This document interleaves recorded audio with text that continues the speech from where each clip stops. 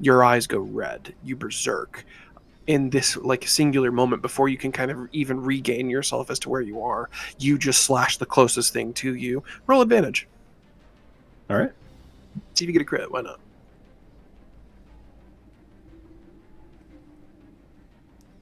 You not? Natural 20. Let's go. All right, so Unbelievable. I fucking love our timing. luck, dude. I feel like the last campaign we had, everybody was rolling Yeah. and now we're up there. We return to the adventuring party. Okay. Sneak around. Sneak. Okay, they're coming. Run away. Run away. That's the first time I've just like had fun with a match in a long time. We left off last time with you guys having talked with Madame Ava. You got your tarot card reading. I gave you guys some like extra information kind of outside of it.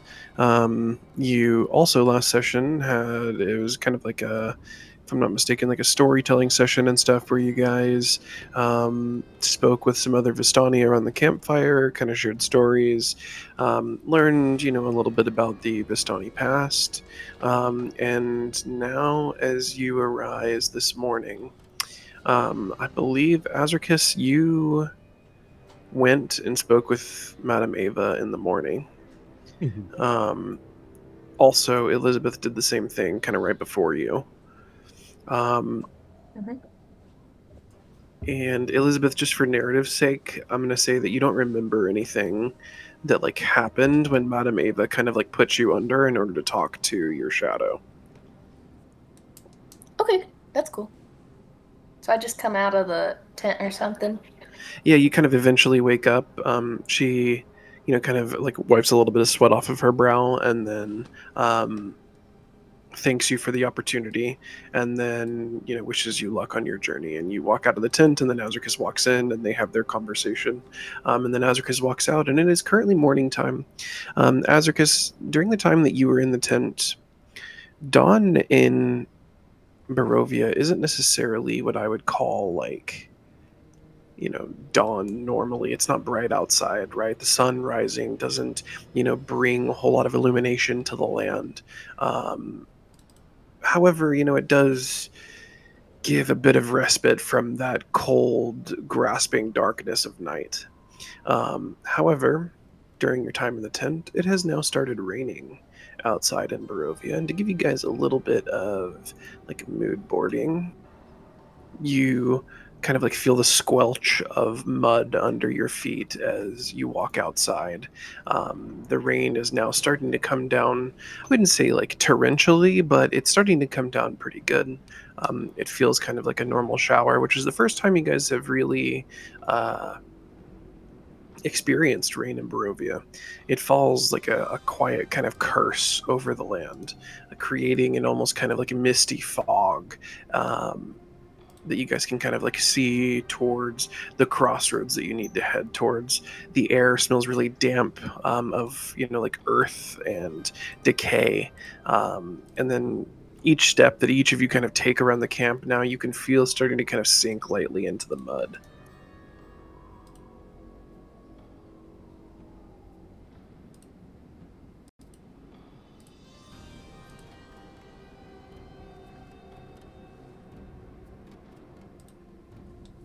As Azricus exits the tent of Madame Ava, do you say anything about kind of what you spoke with her about, or approach any of your comrades? Not in particular. No, not yet at least. Okay.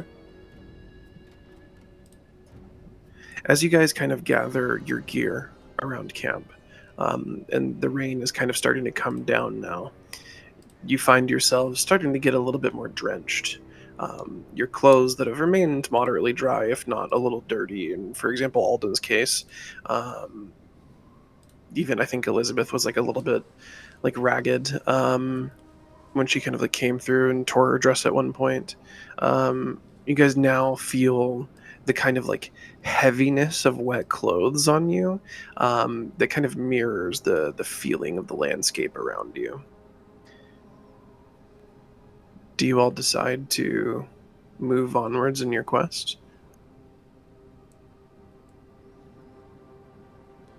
Is there any breakfast going on of like people gathering and just morning chat? It seems like a lot of people are staying in their tents due to the weather. There were like some people that were kind of out and about. The fire is like not fully snuffed yet, but there's nobody really tending to it. It's like starting to kind of go down into a light ember. And yeah, as soon as it started raining, because this is where these people live, right? They kind of all immediately went into their tents. And as you guys kind of move around outside, all you can really hear is the squelching of your comrades' feet in the mud as they also move around.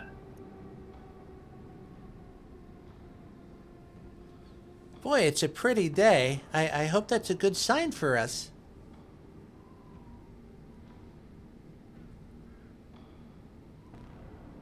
I also wonder if this is gonna make our travels more difficult as well.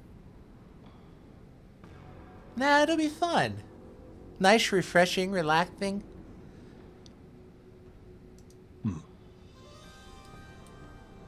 I hope. Our kind From a fares refreshing not with the perspective. mud.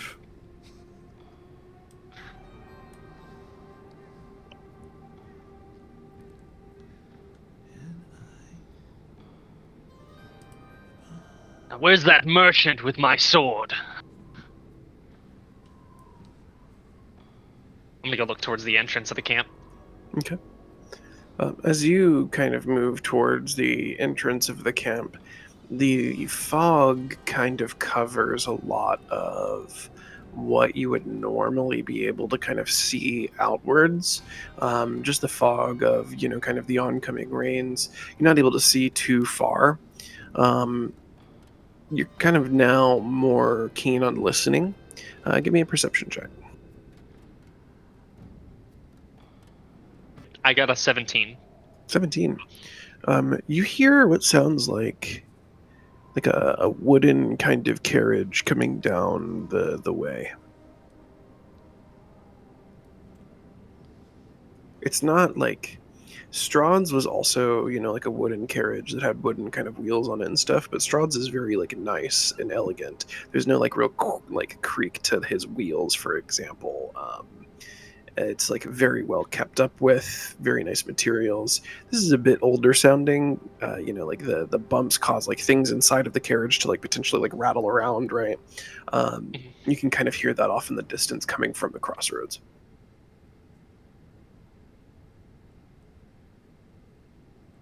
I look back towards the camp and I tell him, we've got a wagon inbound. Caelvo hides. You see knows that- Vistani kind of like poke their heads out of their tents a little bit.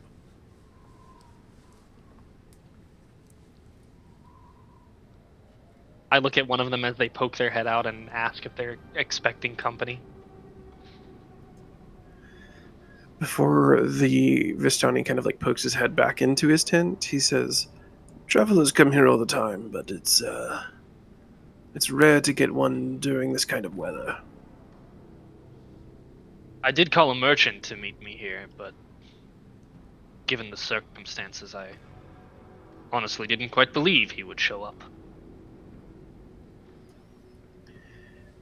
After, I would say, like 30 or so seconds, you end up seeing kind of the visage of a larger man. It's kind of like the shadow that you see kind of coming out of the fog.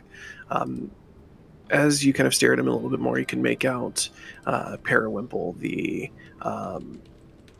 assistant to the merchant, being essentially, he's like pulling the wagon kind of along the road, and then you see the merchant with his like monocle and mustache and top hat and stuff kind of trudging through the mud.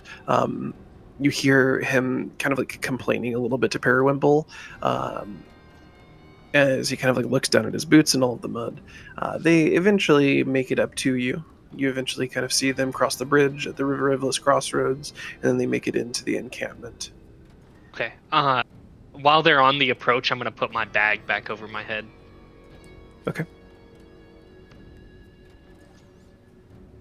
As they make the approach and they see you now, it takes them a moment because Parawimple is kind of just off in his own world, and then the merchant is specifically like looking at Parawimple. So it takes him a moment. He finally sees you when your bag is on your head, recognizes you, and says, "Ah, good sir, finally the man that I wanted to see."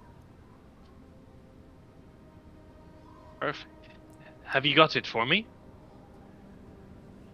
Of course, I never back out on a deal. He kind of walks to the back of the carriage, lifts kind of like a makeshift like tarp up, and your sword is kind of at the front. There's like a larger pile of just like extra shit behind there. You see like other kind of weapons and materials and items and such that are also kind of under this tarp, but your sword was kind of towards the front. You can see it. While he has the tarp up, do I see any like exceptional weaponry that he had in there that maybe wasn't for sale the last time we saw him? Let me see actually. I can roll a second perception check or investigation, whatever you'd like. No, we can I do would it after consider this. this a no. Well, I mean, I would consider this as like a second thing, so I'm cool to re-roll it. I first have to determine if he even has something like that. I'm still gonna look no matter. Like even if you tell me no, I'll make a roll and you can just tell me exactly whatever it is. Yeah, so he definitely seems to have new wares in the back. There's like a reason why he has this tarp over the items. I'll say even on like a perception of 17, you kind of understand that this dude is like not the kind of guy that would just protect your sword, right? Like he doesn't really care about your sword. Services have been rendered and fees have been taken already. So like your sword can rot for all he really cares. He has your money. There's definitely newer weaponry back there.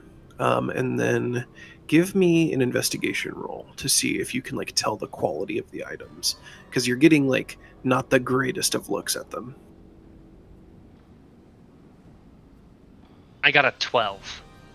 On a 12 investigation, I'll say you see what looks like a really nice like pole arm. The wood looks like really well fashioned. It's like kind of ornate.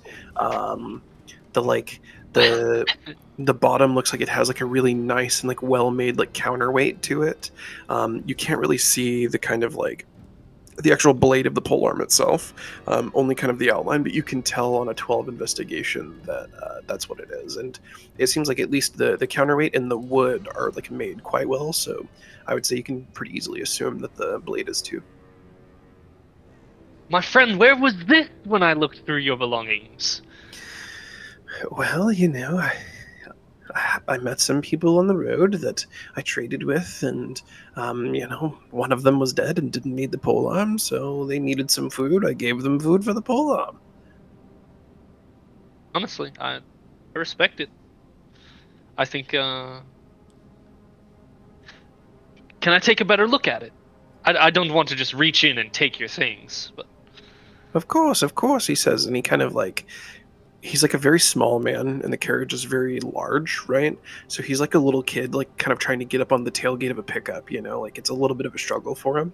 And he eventually gets frustrated as his like legs are like kicking, not really touching the ground, but he's like trying to kind of like pull himself up. And he says, "Parawimple, get over here!" And Parawimple comes over and like very easily with like one hand like lifts the tarp, and you now get like a full view of the polearm, and it's very well made.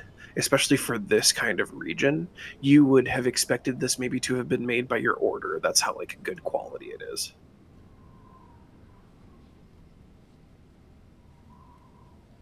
There's no like religious iconography, just to be clear, but like it's like that kind of quality, like made by people who actually cared about their craft, you know.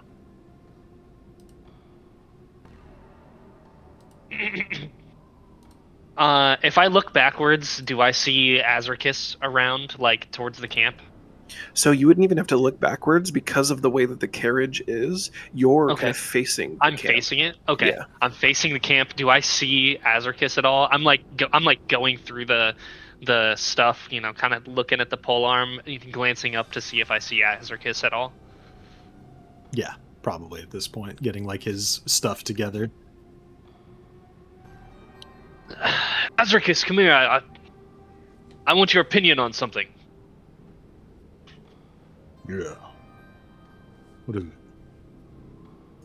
I kind of step you off to the side, and I put our backs to the guy, and I sign to him in the common sign language, like, hey, there's a really good polearm over there. Go take a look at it.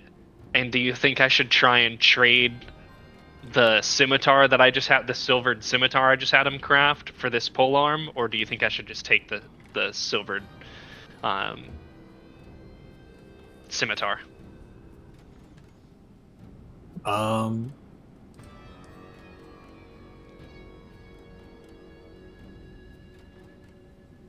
Azricus will just he'll go and kind of look over at it, like he'll turn around. I'm sure they're still holding the tarp up to like present the goods that they're selling, right? Yeah, for sure. And at this point, the merchant kind of gets like a little glint in his eye. He can tell that like Alden is very interested, and so he's like, "Periwimple, let him hold it. This man is good. He has money. He can definitely pay for this if he wants it." And you guys have kind of built a rapport with each other now. He like understands that you're not just gonna like take it and run. And so he like hands, because Azricus is now approaching and Alden is kind of staying back. He hands you the polearm, Azricus. Okay. I mean, I'm sure it's standard fare. It's a functional polearm. Yeah, very functional. Like I said, it's like got like a really nice kind of counterweight on the bottom of it as well. That makes it kind of like, as you're swinging it around, it makes it feel lighter than what it actually is. The like wood is like very sturdy. You aren't necessarily like a polearm user, so you don't know like amazing crafting versus like okay crafting. But to you, it seems like a very well made weapon. Yeah. Yeah, he takes it through like a few forms and then just like nods, kind of hands it back to.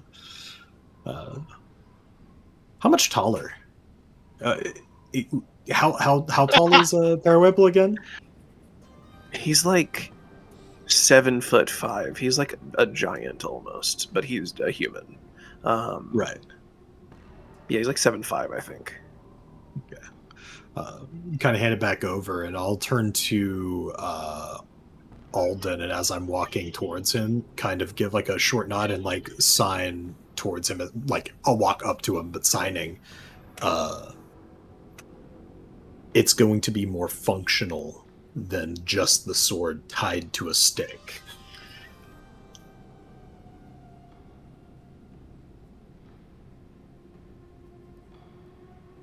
He doesn't. Yeah, no. That's it. I was gonna say like Azricus.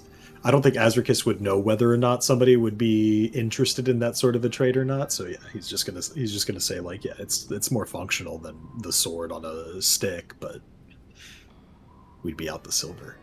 I believe you're muted, Alden. By the way, I saw you talking and didn't see. Yeah, I started talking and then like immediately stopped because he was still talking. Yeah, I don't know. Here, you try it out, he says as he kind of like adjusts his top hat and his monocle a little bit, and then Periwimple hands you the polearm so that you can kind of maneuver with it and see how it feels, understand the difference between like a sword tied to a quarterstaff versus like an actual well-made polearm with a counterweight and stuff like that. Would I know if any of us would have the ability to appraise something? I don't believe any of you have talked about it. Okay. You could maybe talk with Elizabeth. I don't think that Caelvo, unless he has like a way to magically do it, Caelvo has like no idea really anything from this realm. But like Elizabeth has like at least seen finer things, so like maybe. I'm not sure though. Okay. You want me to appraise it?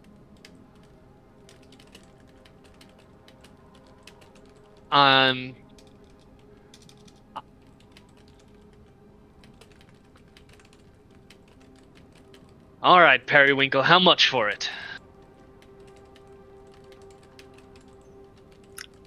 Periwinkle kind of like looks at you for a moment. This is the like taller like oaf of a man, and he's like, I don't know. And the merchant says, "Shut up!" And he like hits Periwinkle like in the knee, which is like kind of just like a direct kind of like horizontal punch for him. And he sits there. He's like kind of eyeing you for a moment, analyzing you up and down. And you want the scimitar too, yes? Yeah.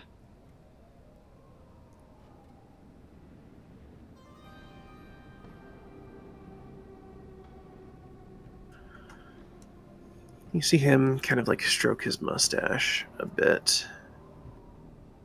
I need to figure out how much I actually want this to be. I'll give you a heads up. A polearm is about 5, like just like normal price in the item like manual. It's 500 gold pieces. So I will just let you know that. I know I'm probably shooting myself in the foot with that, but I also want it to be fair.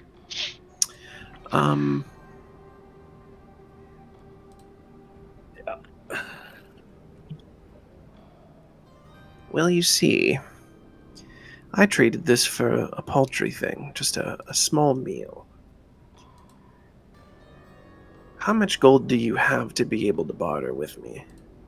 I'm not going to highball you. I just want to know kind of where your head's at. 1 second.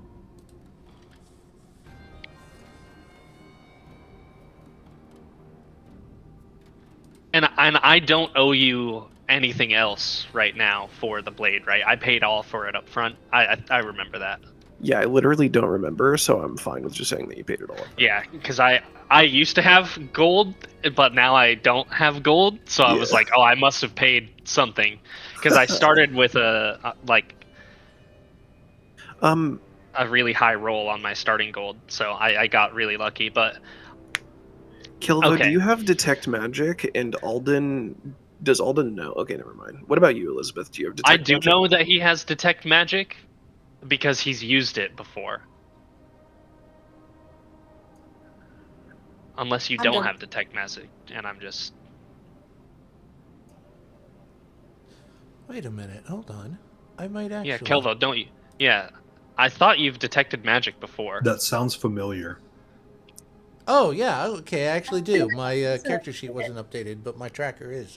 Yeah, he does have Detect Magic. And he is actually, because I did a roll just in case, with the Stealth of 21, he's kind of hiding in the bushes, kind of looking at what's going on, because he wants to stick by Alden, make sure he doesn't get broken again. So he's there and watching. I will say, Alden, that you, like... How do I put this?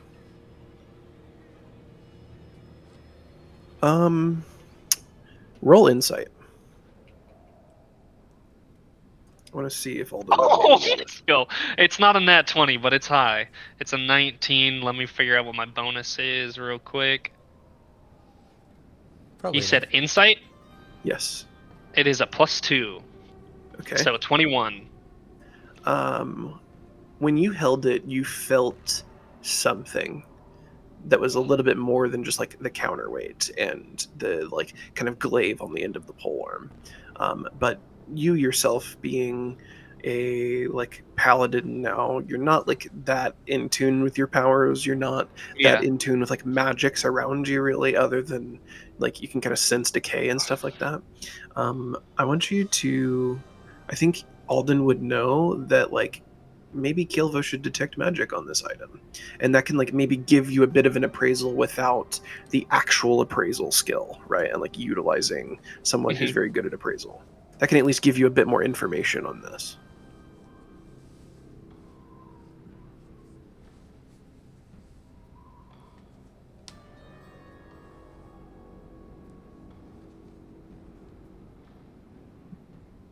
Before I really make any offers, I think I need to have a thorough review from one of our foreign dignitaries, basically. He's from an entirely other world. I want his opinion on the utility of this thing before me. Caelvo! A nearby I bush kind goes, of shout right. up. Can you come and take a look at this and tell me what you find? Okay. Or what you think? He walks over and takes a look at it. Upon kind of like inspection, it looks like a polearm to you. You know, like the more kind of like martial beings where you're from have like used similar weapons, and you like maybe feel like there's a little bit of magic emanating from it, but you can't really tell much more than that. It's a weapon. Looks pretty sharp. Why? I like kind of turn with my back to the trader, and I go like with my hands. I go like,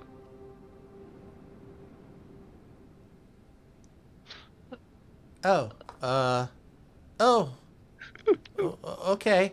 Give me a moment, and he'll go back to the bush, and you'll just hear the bush muttering for 10 minutes as he ritual casts detect magic. okay. After So 10 while minutes, he examines the polearm. while he's doing that, I'm just trying to shoot the shit with the trader to like buy him some time. The trader is like in kind of the time that you're shooting shit with him, and there's just like a bush kind of talking to itself over there. The trader seems like very focused on like monetarily what you have, right? Like he wants to kind of know. It seems like you're kind of just like bullshitting and like maybe like, oh, so this is like interesting weather. Never seen it rain here before, and he's like, hey, what else do you maybe have to trade other than gold if you don't have enough? You know, those kind of questions are coming up. When Caelvo eventually comes out, Caelvo, detect magic doesn't necessarily tell you exactly how this item is magical, but you can tell that this is like there's like a faint kind of aura on the blade. The school of magic is evocation. It's a faint and like it's steadily kind of a glow that kind of like wraps around the blade. It's really subtle but precise. The magic feels really refined, deliberate, like the weapon was kind of like perfected beyond normal craftsmanship.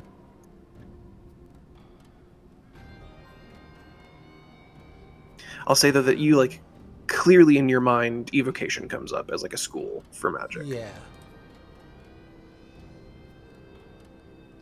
He's trying to figure out how does he relay this without raising the price of it, but it's pretty well made. It's got some magic. It's subtle, but it's there. Worth checking out more. Can't really identify it because I've never seen anything like this before, but it's got something to it. A little kick, maybe? I don't know.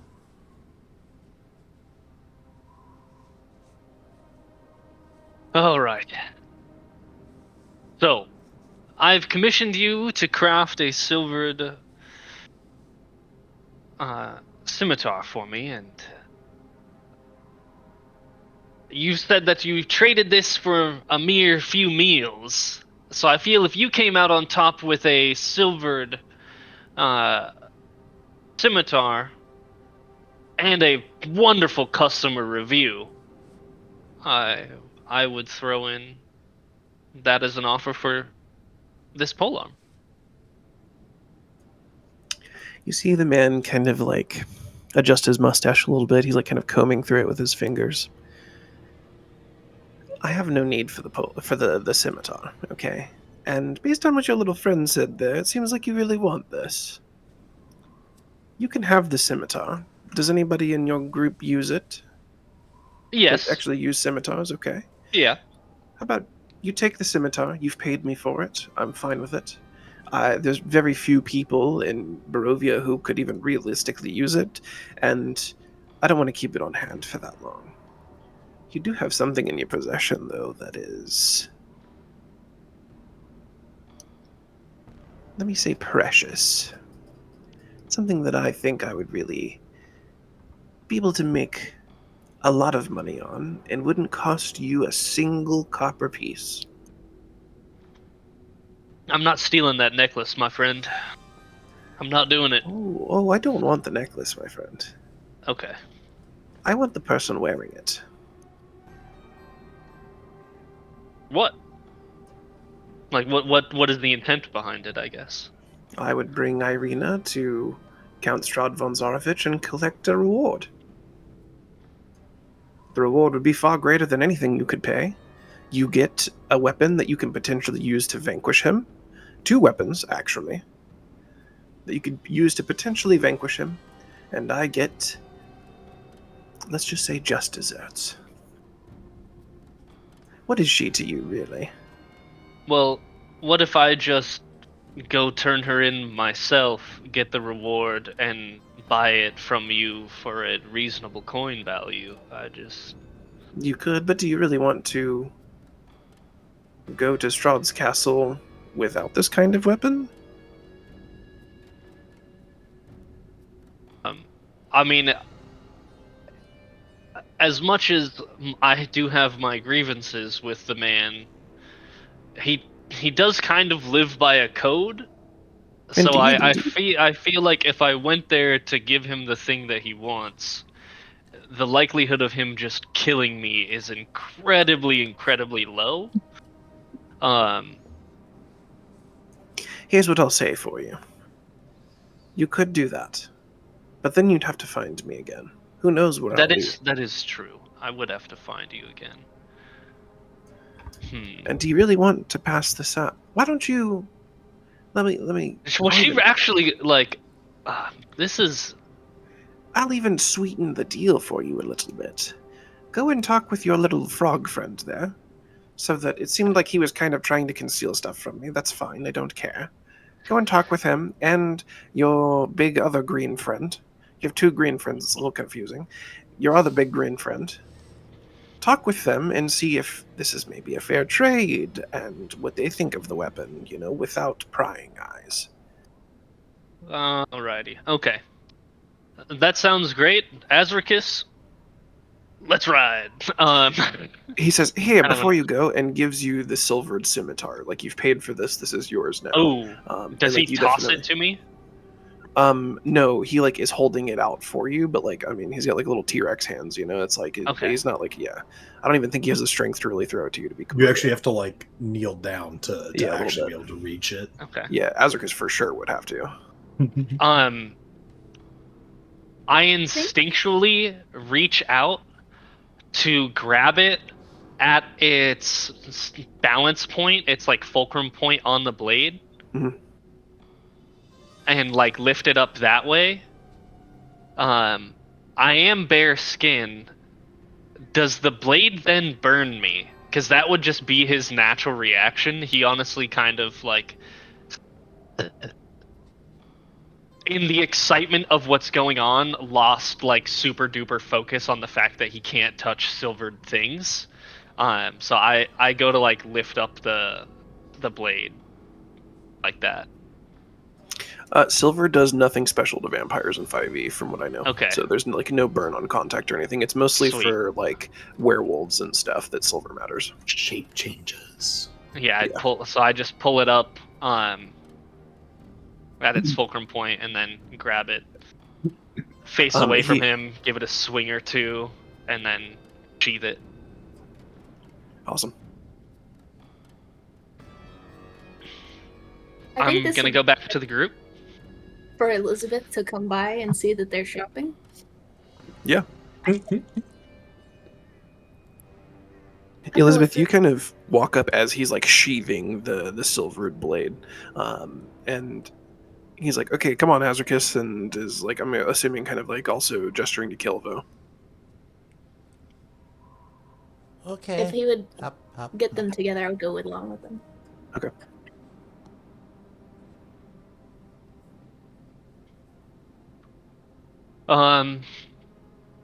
Yeah, I grab you and come, we need to talk. And I bring everybody back to the tent where, what's her face is. Elizabeth? No, not. No. Irina? Irina. Sorry. Yeah.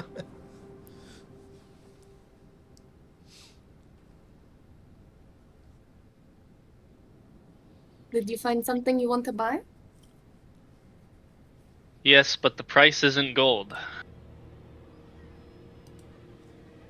Well, did you battle with the man? There is no reasoning with him. He has his mind set on one object and one object only. Just out here objectifying women is crazy.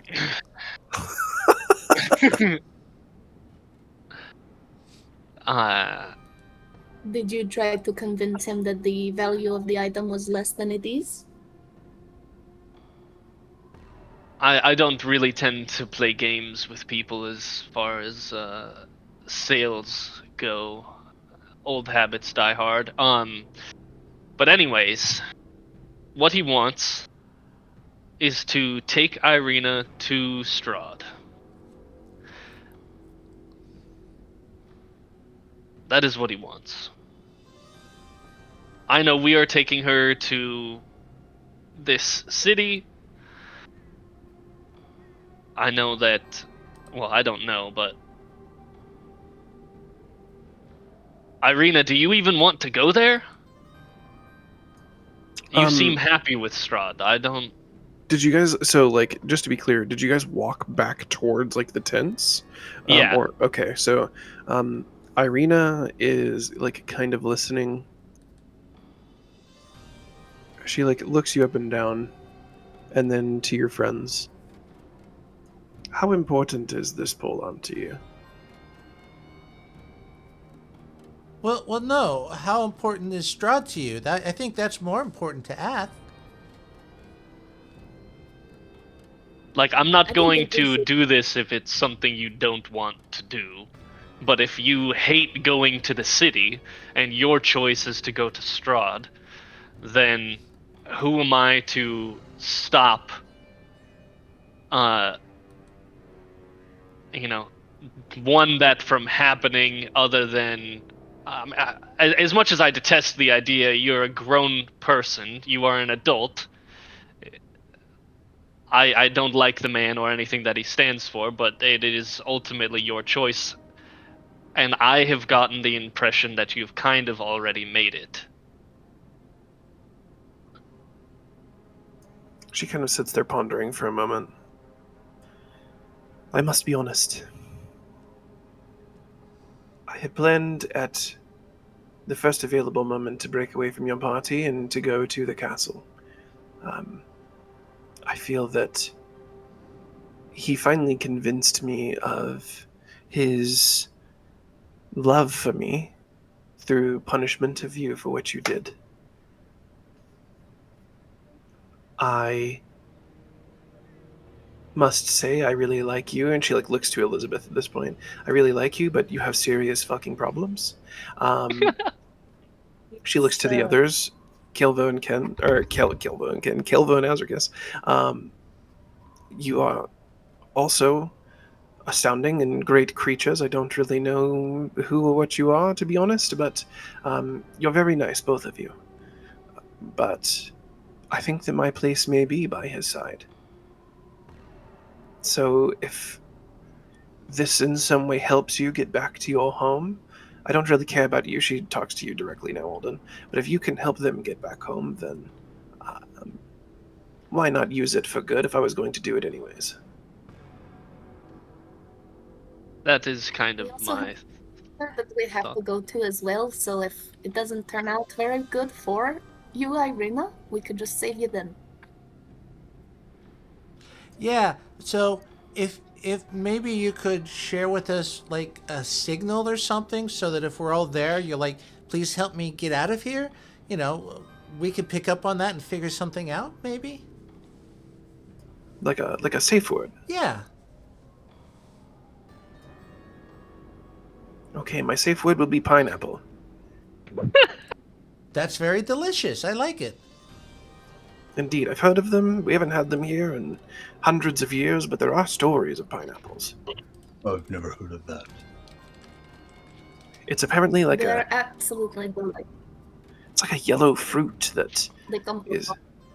kind of tart and tangy, but also very juicy. Apparently, it's good on pizza, whatever that is. I've heard of that. Frogmen have pizza. But we will keep that in mind so that if we do the visit, he says with a little disdain, and you do want out, just give the word and we'll do what we can. She gives you kind of like a curt nod. So how do we do this? Well, Irina. Your carriage is waiting if you want to pack up. Do you want breakfast first? I only ask because I don't know if that little man over there wants me tied up, or maybe you want it to look like you're forcing me in order to kind of appease the deal. I don't know. Okay. Well, we can go ask him. There's no harm in that. There's no need to tie her up. Look a little sad. I think just look a little sad. That's good enough. She kind of like walks over there, her like head down a little bit.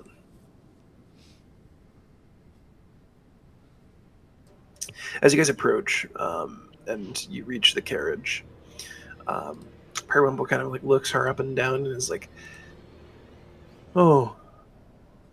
He like seems a little sad for a moment, and then the merchant gets like a kind of like a shit-eating grin that crosses his face a little bit, and is like, honestly, I didn't think you'd do it. It was her decision. Oh, well, I mean, if you wanted to go anyways, then we don't need to make that part of the deal.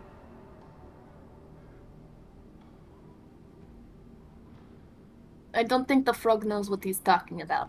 Oh, and okay. I'd like to roll for deception. Yeah, roll for it. Alright, let me see if I can do it on my iPad real quick.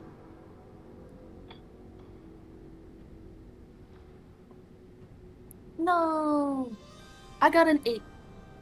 It's a 2 with a +6. You got an 8. I was just playing with you, it's okay. You didn't need to lie to me, ma'am. You're not a very good liar, by the way. But a deal is a deal. Ma'am, your carriage. And he, like, way too short to, like, help her, like, holds out his hand, like a gentleman would to, like, help her up into the carriage. She just kind of, like, ignores it and steps up into the carriage herself. And Periwinkle, the larger man, takes out the glaive and hands it over to you. And let me tell you what the glaive does. So the glaive is a +1 magical weapon. Once per turn, when you reduce a creature to 0 HP, you gain temporary HP equivalent to your proficiency bonus. That's nasty. That's pretty good. And then it's normal like polearm stats essentially as well after that. But yeah, just like the +1 for magical as well. I got a vampiric polearm on the vampire paladin. Let's go. That is fucking hilarious. That is so funny. I love it. Now that you have it like in your hands and you're like kind of able to study it a little bit more, and you're not like more concerned with the like functionality of it, I'll even say that there are like small, how do I put this? Give me either history or give me a history check actually. Alrighty. 16. Okay, with a 16, you can clearly see like small kind of indications that like some of the like designs and kind of like finer ornate parts of it are almost like elvish in design. And it's like it's counterweighted like an elf weapon might be. It's very easy to kind of spin around and swing and stuff. And as someone who may or may not become a polearm master, it's definitely a good weapon. I believe, you still also have the scimitar as well. And with that, The man kind of cracks a little smile at you, struggles to like get up into the carriage. Periwinkle like sits down in the carriage and like it sags to one side. And he's like, "Get the fuck out of the carriage! What are you doing? You have to be the one to pull us." And so Periwinkle like, "Okay." He like gets out. The like wood stops kind of like sagging and like creaking under his weight. And he like starts to kind of turn the cart around. And the man takes his top hat off and says, "Pleasure doing business with you." Before they take off, I did want to like put my hand on Irina and just be like, "It won't be very long, and remember pineapple." Irina In a way, kind of I'm talking her because like she's going along with this whole thing, and it's kind of weird. Irina nods, like kind of wherever you like touch her at, she kind of like rests her hand on top of yours and says, "I'll be fine." Better.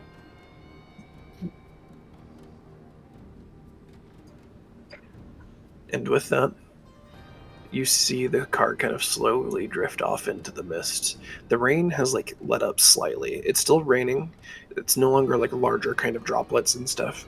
It's more of like a mist, but like a sprinkle kind of outside. Occasionally you get kind of pelted in the forehead by a raindrop or something like that. You can feel it kind of touch your skin.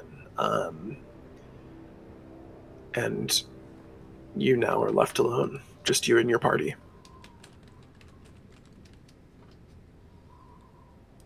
So like, It's just us in the party. We're gonna have to figure out what the plan is again, because we were gonna go somewhere else. I think we were gonna go to the town, drop Irina off. Are we getting the gift for the kid from the toy Yeah, shop? we still have to go to the town anyways. Yeah. I forgot about the kid gift. Yeah, okay. I didn't forget about the kid. They're waiting for it. Well, they don't know we're coming, but you know, we can get them something cool. I will say also you guys would know that the church was like potentially aware of Irina supposed to be coming, so you may or may not want to stop by there really quick and be like, "Hey, she chose to go to the castle, like not our fucking problem."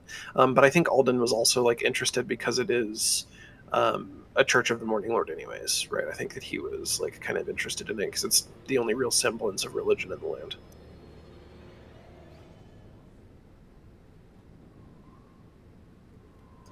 While we have like a moment of silence as the carriage is driving away, I'm going to kind of hold the blade, or not the blade, I'm going to hold the pole arm and kind of chuckle a little bit and under my breath say, "Ironic. If he turns her, I'll have to kill her."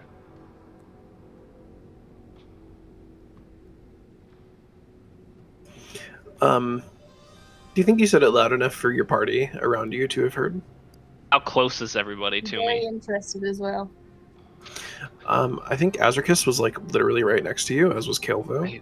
Well, Azricus, I think, would hear it no matter what because he's got that super hearing. But yeah, Elizabeth, what's your passive perception? It is 12.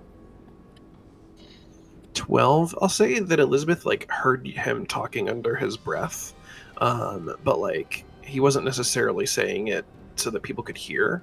But Azricus and Caelvo, you absolutely heard that. Even like the kind of like chuckle that he let forth too, which is low key a little dark. I thought she was already bitten. There's ways for vampires to drink and leave people alive without turning them. So he's just left her as nothing but a blood bag to him. No.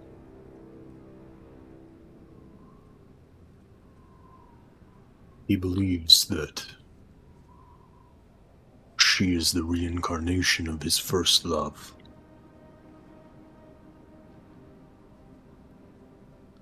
Great. Well, But you were right. I mean, you can't force her to do something that she doesn't want to do. And ultimately, that's not on your head. And to me, even if she was turned and she wanted out, I'd still want to help her because, you know, look what he did to you, and I want to help that too, you know? She's no different. We did travel together for a while. I thought we were kind of close friends until I, creeped her out. He gave me my freedom. He might not do that for her.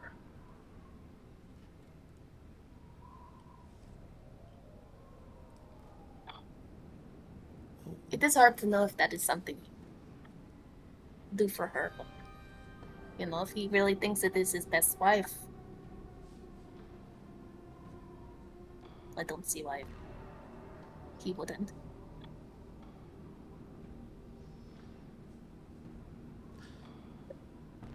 I don't know. It's okay. Whatever it is, we'll face it together, okay? I take this silvered scimitar off my belt and I hand it back to Azricus. Thank you. Thank you for lending it to me in the beginning. Of course.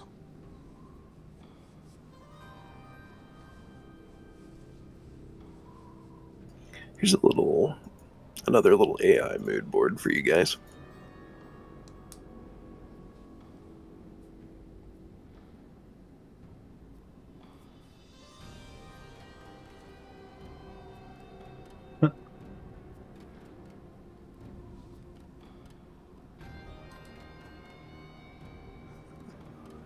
So, as a party, you find yourselves in the rain. Elizabeth, you've now kind of like joined where you're kind of taking part in the conversation also as well. All of the Vistani are in their tents. You can see that they have kind of like lamps and lanterns and stuff in the tents, but none of them are really coming out. The kind of like a larger bonfire that was part of the encampment is also kind of snuffed out at this point from all of the rain. Do you begin your journey towards Valaki, right? That's kind of where you guys wanted to go, not to Strahd's castle. Yeah. Okay. As you guys journey on, the mud squelching under your feet as you approach the bridge towards the River Ivlis crossroads, you come back to the River Ivlis crossroads. You know, based on kind of where you are, if you turn left, that will take you back to the town of Barovia, where you initially picked up Irina, where you guys have kind of come from. And then if you continue straight forward, based on your current trajectory, that is where everybody says takes you to Valaki and kind of like through a little bit of a mountainous terrain. As you guys approach in this moment, you see something kind of green out of the corner of your eye coming from Barovia. You hear nothing. It looks like maybe someone riding a horse, but instead of the like trotting of a horse that you would hear, or even like the squelching of mud that you would maybe hear under the weight of a horse, you don't hear anything. The fog is really thick here. The branches are covering whatever light is escaping the storm. And you see a really large skeleton riding on a large green ghastly horse. It seems to pay you no mind.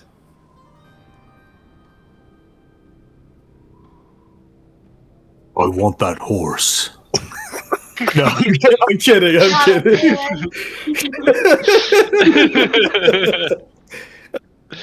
Oh my god. Like, you know what? I want a new fucking character. Let's try that horse. Listen, Alden gets a brief, like, deja vu at the crossroads and just shivers down his spine for some reason about the uncomfortableness with the horse. So like as the horse is kind of approaching with the rider on top of it, you can't really you don't notice anything that's like distinct about it necessarily. There's nothing that like strikes you as like a memory of someone or like something that you recognize, right? I'll say that it's like pretty easy to tell as the rider gets closer. This was potentially like a knight in his day. He's like wearing kind of like ornate armor. He's got like a little bit of a cape, and the horse looks like it is, like the saddle was like well kept and stuff in this kind of like ghostly form. But the rider keeps going. Is there any heraldry? Say that again, heraldry?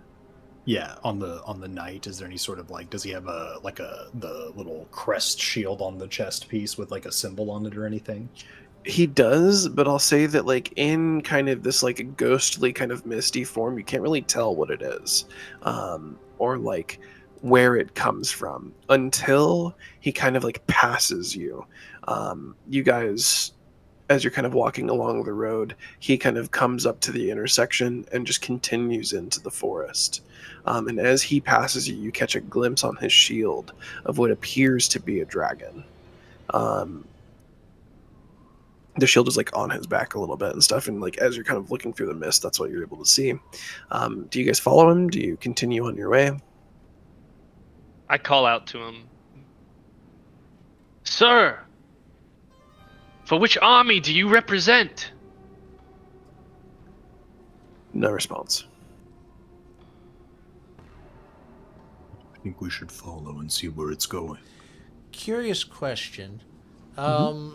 One, is detect magic still up? And two, if it is, does he pick up anything from the night?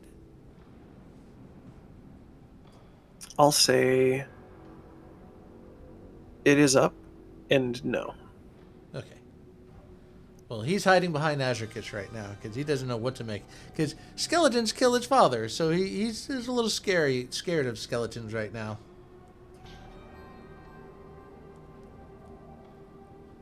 Watch out, Yeah, there's a skeleton inside of you. Follow. I look back and ask, what are we doing? We gonna keep going, or are we gonna check this guy out? I heard Azricus say I think we should follow. I second that opinion. What do you think it we is a should vote. follow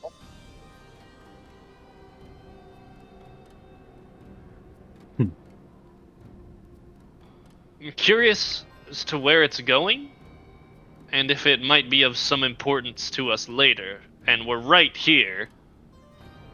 We should go. We could follow it for a little bit, and yeah, if it doesn't turn out to be anything for a while, we can turn back, and we'll still make it to Valaki in time. Azricus starts following after That it. makes me feel better. Okay. I follow him.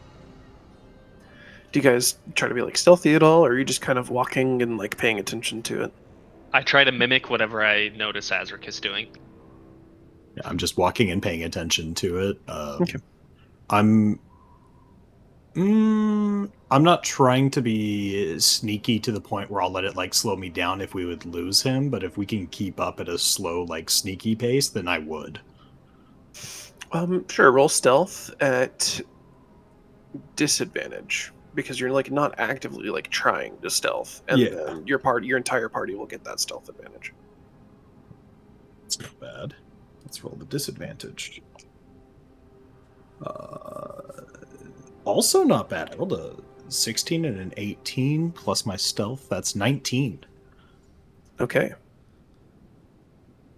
You follow him to what appears to be kind of like, Azricus, you would know this, I think, best of your whole party. This appears to be kind of like an old hunting trail, almost. And he begins to kind of like take a like northern turn from where he was going onto the trail, and the trail seems to lead kind of winding to the north.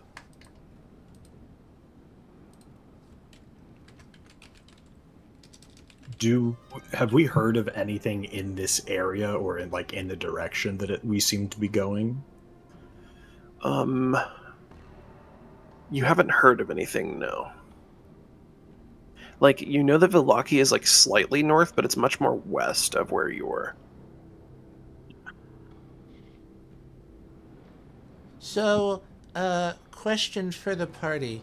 I could be wrong about this, but do we want to go for the toy or do we want to go for the sword? I'm assuming. Oh yeah, the daylight sword. The House of the Fallen Dragon, right? Could this be one of them? I think that gives I us a think you're reason the- to keep going. Yeah, I think that could be. But we did make a deal for the toy, so we can always come back here. We just need to remember how to get here. As long as this We don't know trail. these lands very well. Does it seem to be sticking to the trail like exactly, pretty much? Yeah, I'll say that it's like, I mean, it seems to be following the trail pretty much on the money. There's no real deviation from it. The trail itself is like quite windy, but yeah, it seems to be following the trail. I will say, if you guys try to convince me to keep going, I will absolutely keep going. So if that's what you're wanting to do, I like out of game. If that's what you guys are wanting to do, you can definitely make an attempt to convince my character.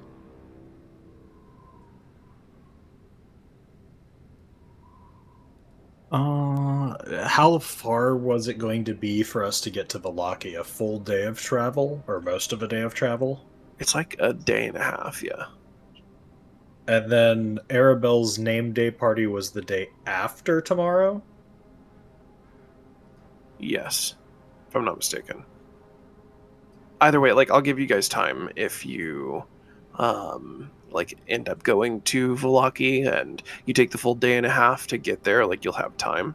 But yeah, let's say that Arabelle's name day party is like 3 days from now. Let's say that, just for clean measure.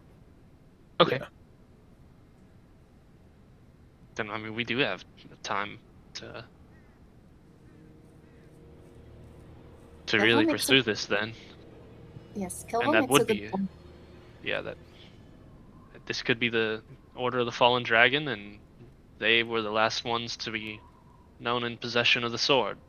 So We also don't know if he is going to be in this area by the time that we come back over this way.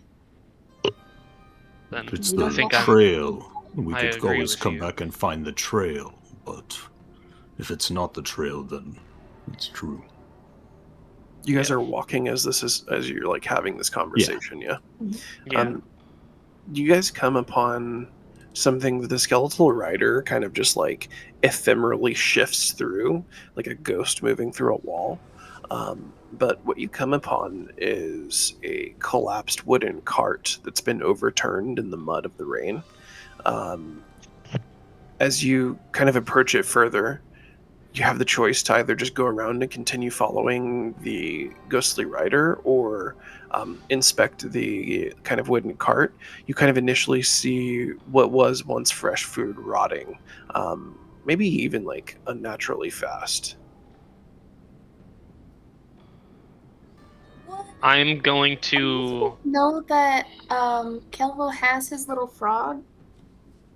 Chirp, Is he yeah. like a little chirp? Is he like with you a lot? Yeah, he's on his shoulder right now, a little tree frog. Why don't we send him ahead? Huh? Why don't we send Chirp ahead? To the night or Yeah, to follow the night, just so if we get, backed up, we don't lose him. okay. He'll It's just a suggestion. That's a I really don't smart know if it's idea. capable of. Actually, that is a great idea. he'll send Chirp ahead, or at least to try to follow the night as best he can, and he'll hold on to Azricus because he's kind of hiding behind Azricus, because his sight he like his eyes go white, and now he's just watching through Chirp as Chirp is trying to keep up with the night. Elliot, what time do you need to take your break, by the way? 7:20. 7:20, got it. We'll take our break at around like 7:10 and then come back and finish the session. Sounds good. Okay, so Chirp kind of goes on ahead, trying to keep up with the skeletal rider. The rider isn't like moving quickly by any means. It's kind of more like a simple trot on the horse. He does, however, get to move through things as the ghost that he is. Mm-hmm. Okay, and do you guys kind of like start investigating this wooden cart? I'll give the help action. My instinct is to expect an ambush from the surrounding like tree cover or like vegetation from all of his years as an escort for his order for religious events. He's pretty familiar with, fake overturned carriages blocking the trail for thieves or ne'er-do-wells to try and take things from him or the people he's escorting. So I am going to investigate the tree line. Okay, give me an investigation or perception of the tree line. Azricus, you give your help action towards investigating the actual cart. So if anybody would like to do that, you can do that with the help. Yeah, I wanted to take a look around the cart.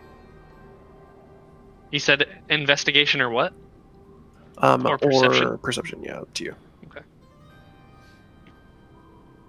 That is a dirty 20. Okay. It's not so much that you see anything. You smell something beyond the rot that is like kind of emanating from the carriage itself. You smell kind of like undeath and decay near, whether that's coming from the rider or from the like wagon. You're not entirely sure, but it's definitely, you feel like it's more than what is like emanating from the carriage. Okay.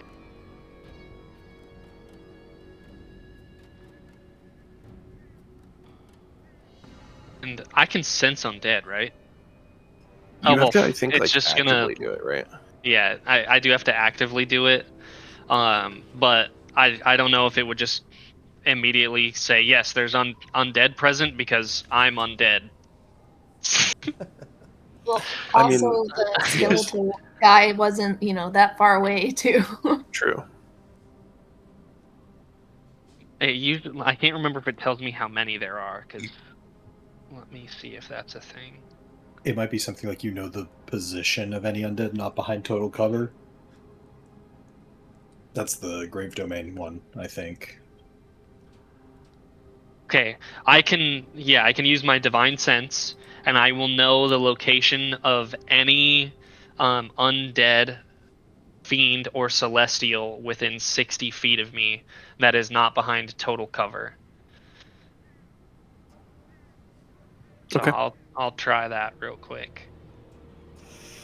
So you can tell even if they are behind total cover if like they're there, right? Like there's undead around you, you just can't tell where their location is if they're behind total cover, or like you just can't sense them at all if they're behind total cover. I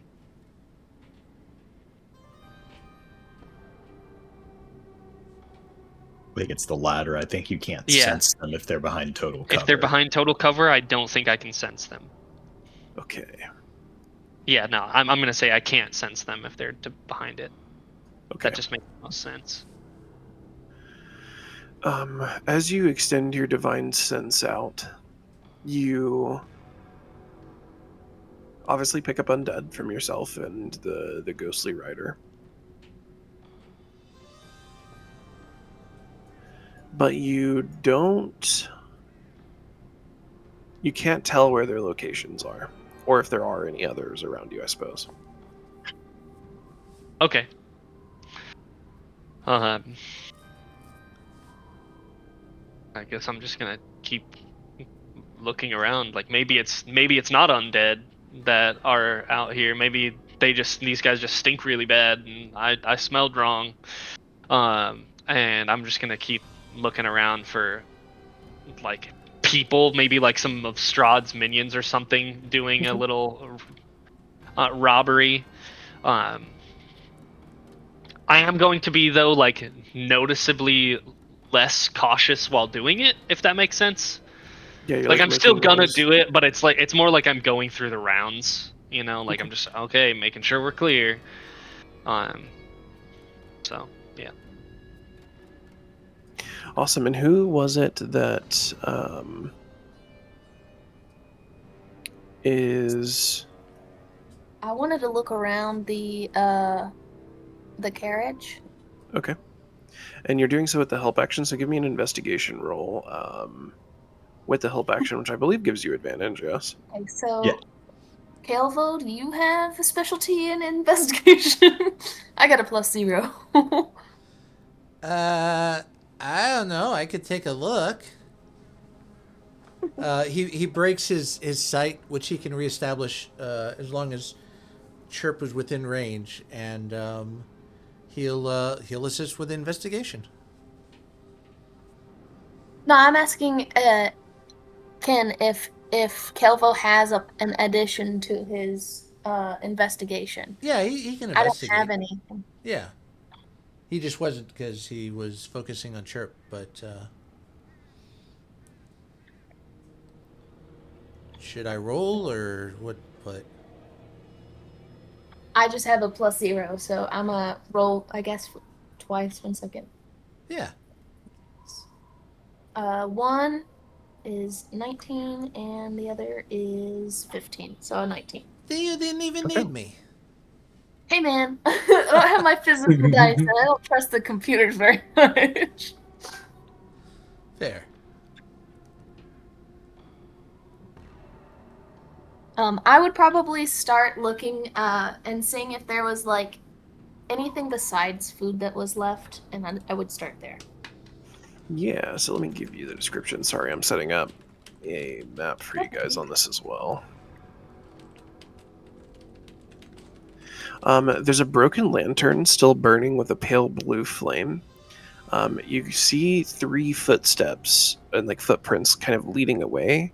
They look like with a 19, you can tell that they were barefoot, kind of like slow steps. They're not running or like, you know, a really long gait. And they kind of look like, it looks like there's been like dragging in the area as well, but you don't see any bodies. Instead, nailed to the cart's kind of underside, you see with like a kind of wooden plaque almost, in all capital letters, "We paid our debt."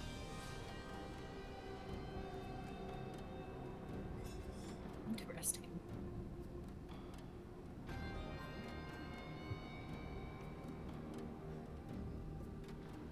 I would have just said everything aloud as I was looking around, like pointing out all of these things. And is there any? I would also probably try and pick up the lantern. As you go to pick up the lantern, you like it's kind of broken, so you have a hard time kind of at first dealing with it. But as you do, you kind of look at the blue flame, and there's something that feels like unnatural about this blue flame.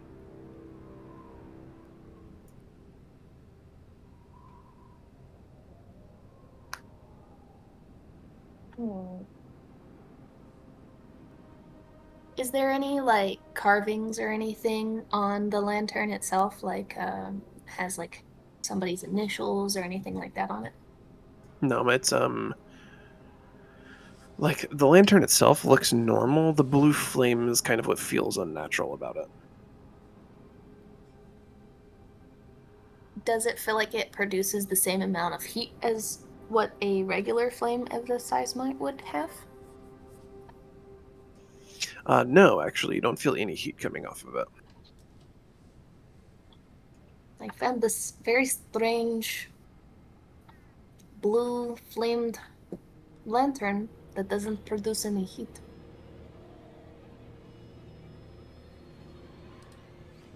I've never seen such a flame before.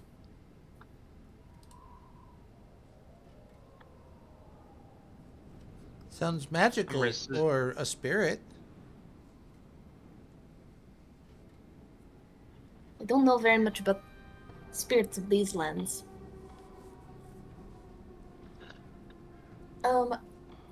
I just prepared detect magic as well, so I'm gonna see if I can cast that on it.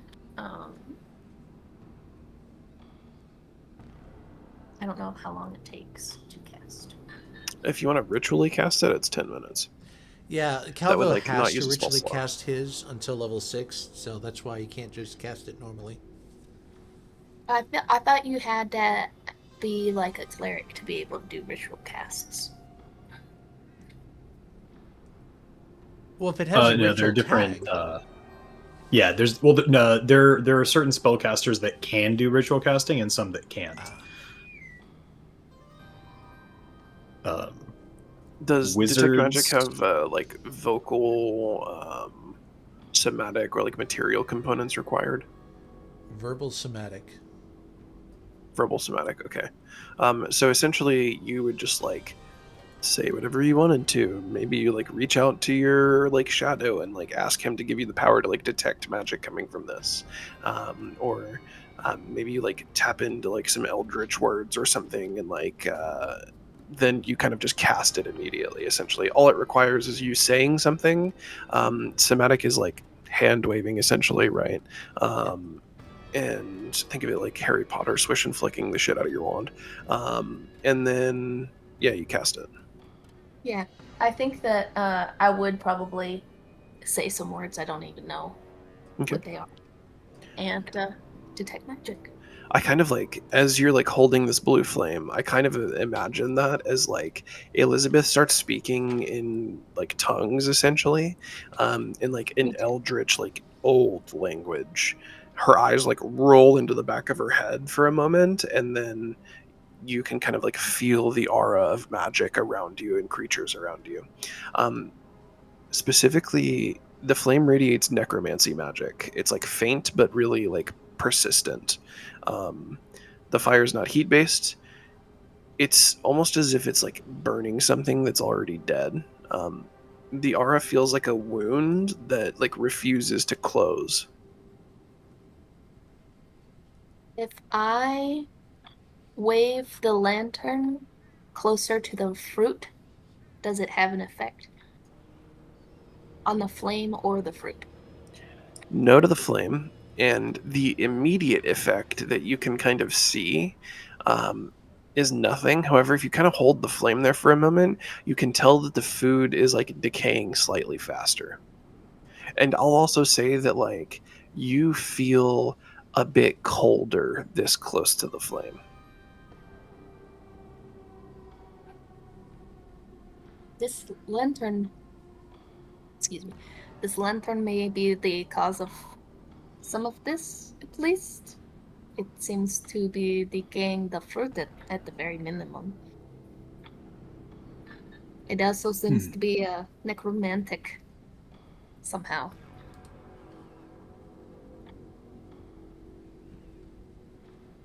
Man,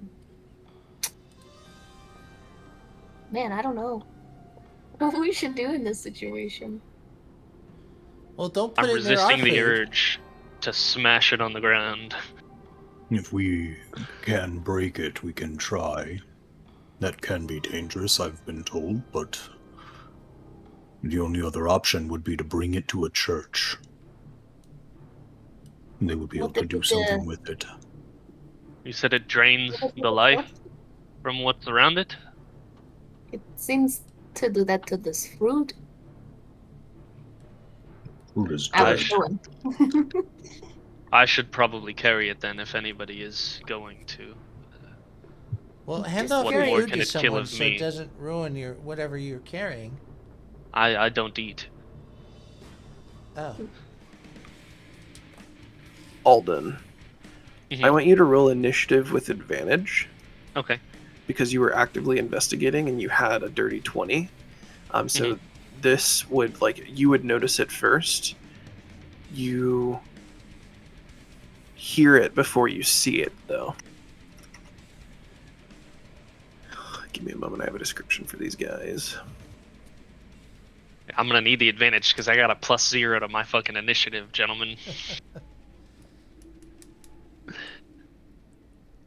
Welcome to strength build. Dude, Also, I know. You know, just do better than that.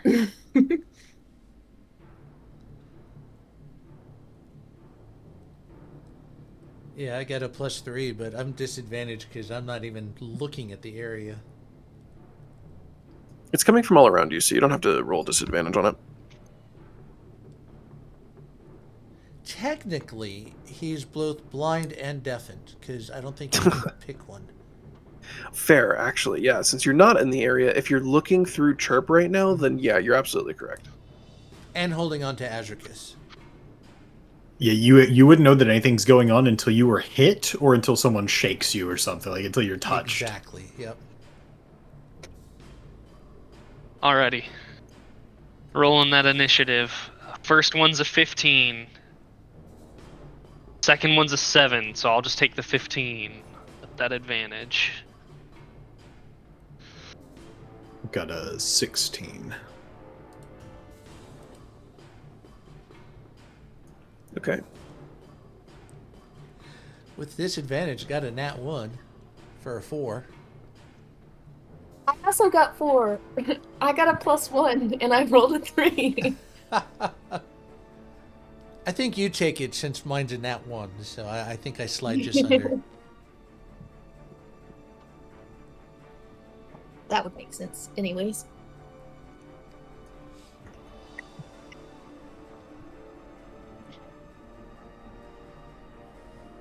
Dude, shopping episode and I get to smash some skulls in? Let's go.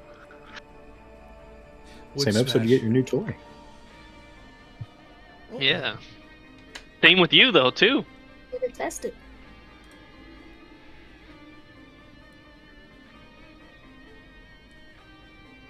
Skulls is an interesting word to use for these creatures. Oh, great. I've got a description for you, hold on. I was just rolling initiative for them too. You hear it first, Alden. Chains dragging behind these creatures as they now kind of move out of cover behind trees that were around you. They're hooded figures, and the hoods you can tell that like kind of drape over their entire body. Alden, you're closest to them. You see this first and are able to kind of tell what this is. Are made of soaked funeral cloth. Their faces are obscured by iron funeral masks that appear to be nailed shut.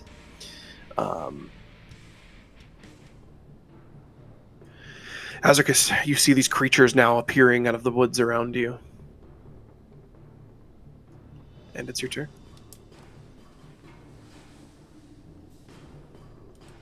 Okay. I see just the 4 right now. Yes. Okay.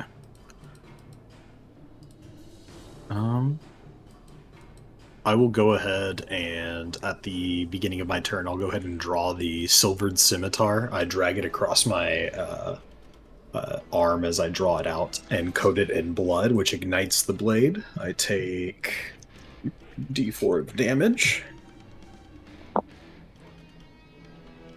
2. And do I have my extra attack yet? No, yeah, I forgot we're level 4, not 5.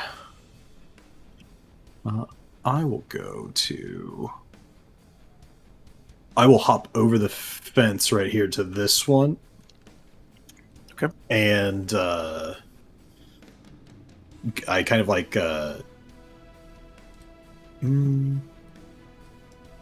I'm just gonna take my swing at it, actually. Oh. Natural 20. Let's go. Okay. And I believe my weapon counts as magical while it's in the right. No, it doesn't. Wait, let me double check. For these creatures, I'll say that it, like, your attacks, I do need to know, like, the fire damage that you do separate from the slashing damage, but your slashing damage should be okay because of your silvered weapon. Okay. Thank God.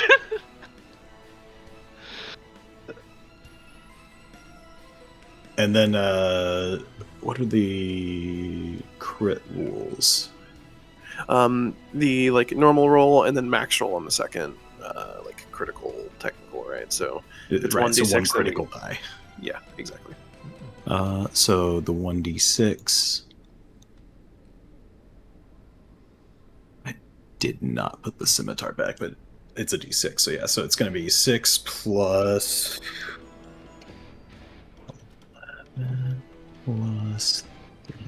14 slashing. Oh, actually, technically, as an orc, I also have the Savage Attacks feature, so I roll an additional weapon die to add to the damage. On crits? Yeah, whenever I crit, I get to add an extra weapon die on top Yeah. of everything else. So,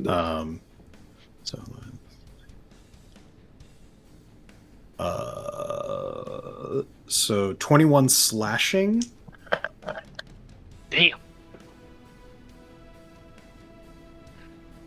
And 5 fire. Or crit, so 9 fire. Okay.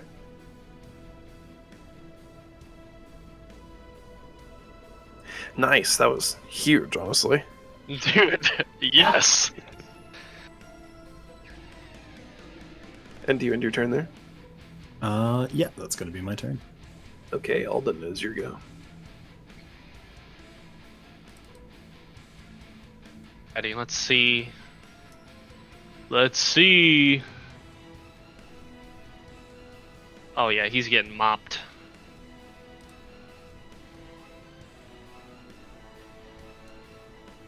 I'm gonna bum rush that one with my polearm out. And I'm actually gonna rotate like here on him. Which I think that was just 1 meter, so that's still within my movement.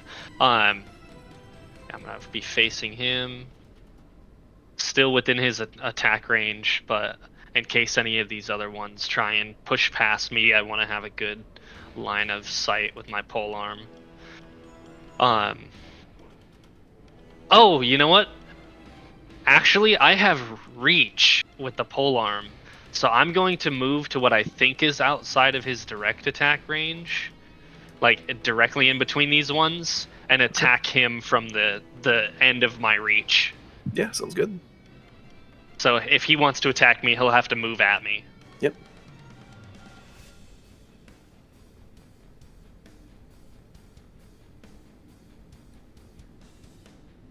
And then I am going to make a polearm attack on him.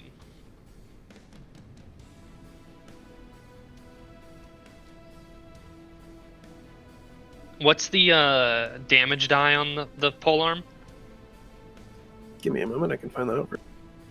D10. Never mind. Yeah, polearms are D10 across the board.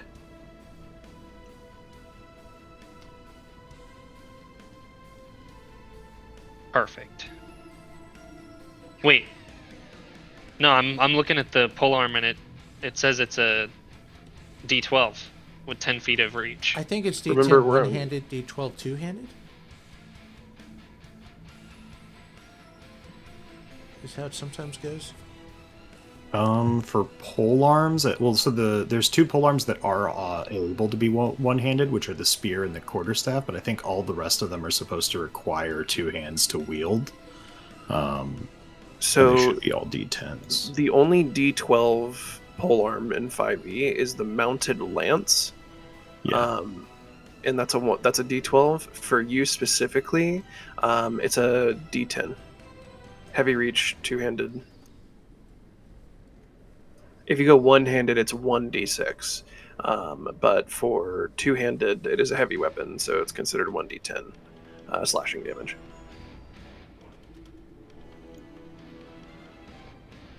And then you have the +1 for magical. I rolled a nat 1. Okay, so you're not one. You attempt to kind of like during the maneuvering. This is a brand new weapon for you. You haven't used the halberd before. You kind of just like miss your trajectory as you're like kind of sidestepping away from it and trying to use the reach of the halberd. You're still kind of getting used to it. You get caught on a tree branch. Yeah, it's a little too high. You know, it's a little too high. Yeah, you're used to swinging fighting a quarterstaff. Yeah. You for a moment, it's stuck in the tree branch, and then you just slash it out, and the tree branch falls down. Yeah, totally whiffing him. Yep. Okay, it is now the wraith that you missed turn. It's going to. It's not really a wraith, but I'm using wraith models. It says nothing. You just hear it dragging the chains behind it. The funeral mask that's kind of nailed closed, moving directly up next to you as it takes a swipe at you. I'm going to use my reaction to make an opportunity attack as it moves within. Oh wait, no, it's already in my reach. I'm retarded. Never mind. You good? Yeah, he's not entering my reach because he was already in my reach. Yeah, it's all good. So never mind. It's good because now you can use it for one of the other wraiths that are kind of back, right? You rolled a nat 20. Damn. Yeah, that's definitely gonna hit. I got a 17 AC. On the nat 20, let me roll damage for him.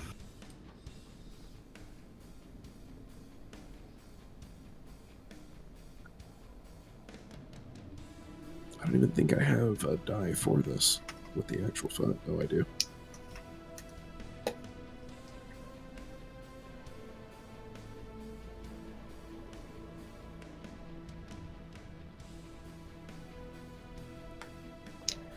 Okay, you take 9 psychic damage. Yikes. And 9 necrotic damage. And I need you to make a con save.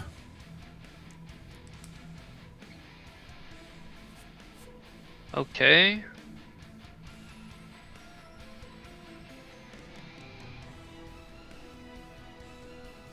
What's my DC? 14. Oh, I've definitely failed. I rolled a 10.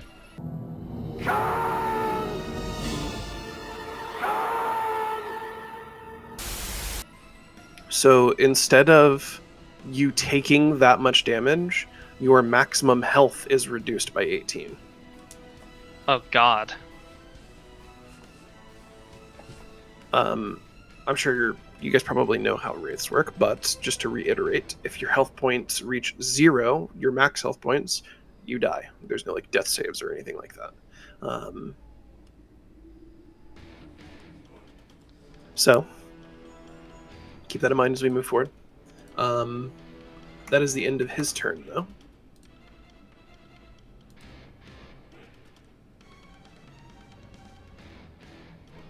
It is now this wraith's turn, which you will get an opportunity attack on as it comes off of the rock, dragging its chains. You hear it kind of clink on the wooden, kind of guardrails here a little bit, and kind of down the rocks as it's charging towards you. It's skeletal hand kind of reaching out to you. Go ahead and take your attack of op. If you want. You don't need to on this one if you don't want to.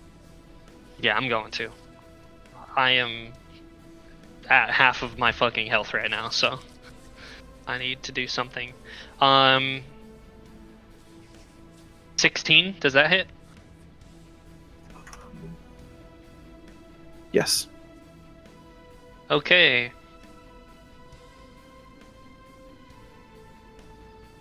I am also going to add a Divine Smite to this.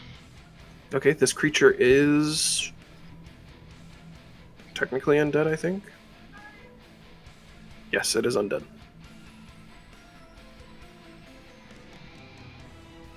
So I got 8 on the polearm damage die.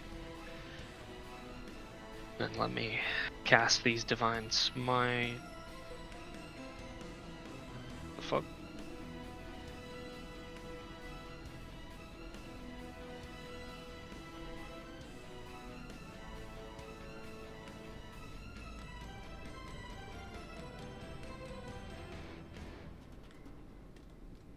Yeah. And I'm gonna do it as a. Do I have 3rd level spell slots at this level? I can't remember. No. No, That'd be I don't. 5th level. 1st level. Do I have 2nd level spells? You actually no. I Depends on your class. Oh. Okay. I know I do. For paladin, I'm not sure. Yeah, I'm trying to figure out. No, I only have 1st level spells. Okay, that's it. I'm looking at it now. Okay, so I will do the 1st level spell. So that's 2d8. Extra damage. Let me grab a d8 real quick. You actually do 3d8, I believe, because it's undead. Okay, Yes. so I do an extra one because it's undead. Sweet. Mm-hmm. So 5. Swell pallies are 4. 7. So 5 plus 7 is 12. 13 radiant damage. Okay. What was your slashing damage again? Sorry.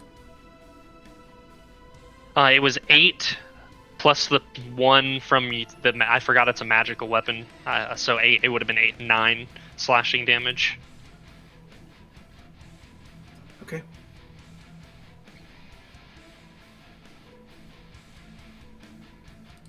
Huge damage again. Nice. This Wraith is also going to try and attack you. Let's see what he rolls. That's a 2. He does not hit. Thank God. It is now the Wraith behind the one that's like behind Azricus. I think it's going to. What's its intelligence actually? It's pretty smart.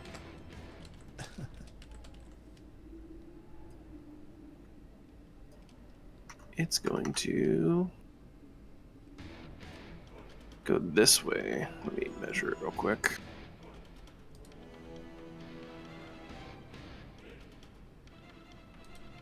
But yeah, I can make it to you.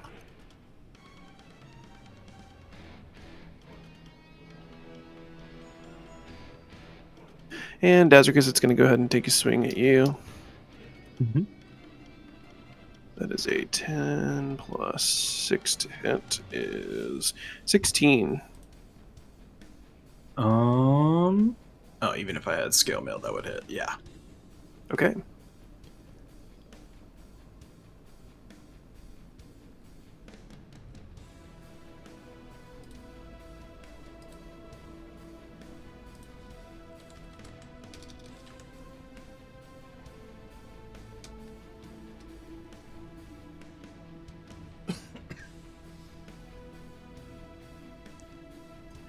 Okay, you take 10 psychic damage, 9 necrotic damage, and make a con save for me.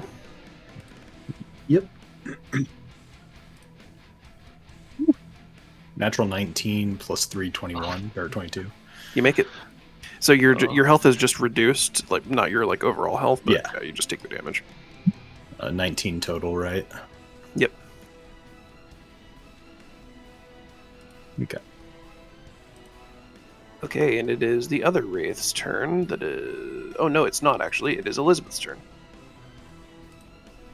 The other Wraith goes last. That was the first one that you attacked. I need an Eldritch Blast! I need an Eldritch Blast! I know he did an Eldritch Blast, but I'm trying to debate if I can cast that first or if I need to take my next turn casting.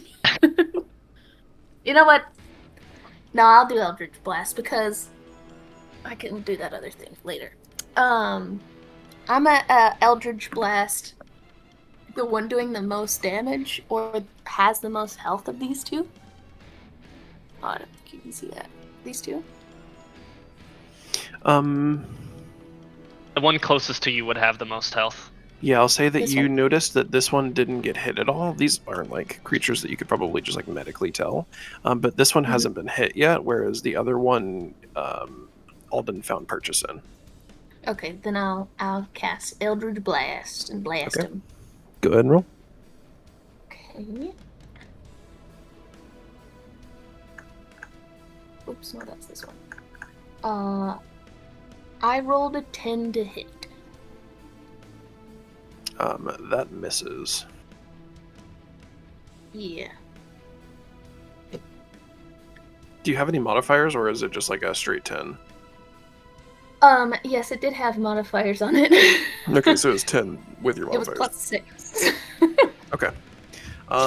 Yeah, that Eldritch Blast misses. It kind of like goes off to the side, glancing off of this rock over here, crushing some of the rock and causing the rubble to fall down, but does not find purchase. Do you do anything else on your turn? Let me just double check. Nope, I can't do anything else. Look at the glorious floof. Okay, Caelvo, it's your turn. Well, Azricus leaves his contact. He's like, what's going on? So he kind of breaks his connection with Chirp and looks around and suddenly sees them beset by these things. It's like, ah! So, in a panic, he looks over at Azricus and he claps his hands and goes, Thara, slap you! Now, the sound doesn't emanate from his hands. His hands come together in pure silence. But there's like a massive sound that comes from the tree behind the two wraiths in front of Azricus, and they get hit by Shatter, which they have to make a Constitution saving throw of 13. One saves. The other does not. So the one that saved, I believe, takes half damage? What kind of damage is Shatter? Thunder damage.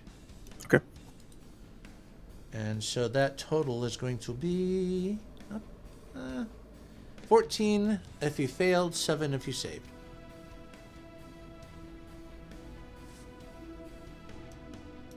And then he kind of hops the fence behind Azricus and holds his position there. In turn.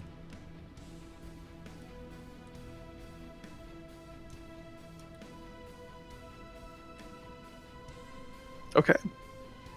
Final Wraith's turn. This is the one that was initially attacked by Azricus. He's just going to take another swing at you, Azricus. Mm-hmm. Wait. I'm a vampire. Vampires are immune to necrotic damage. Okay. So you took the 9 psychic damage. And Yeah. then still subtract that from your Max? Okay. Yeah. Got it.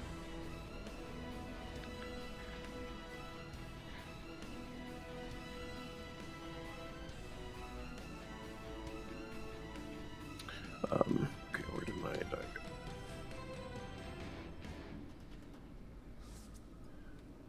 That is an 18 to hit. I know that hits, so let's roll him.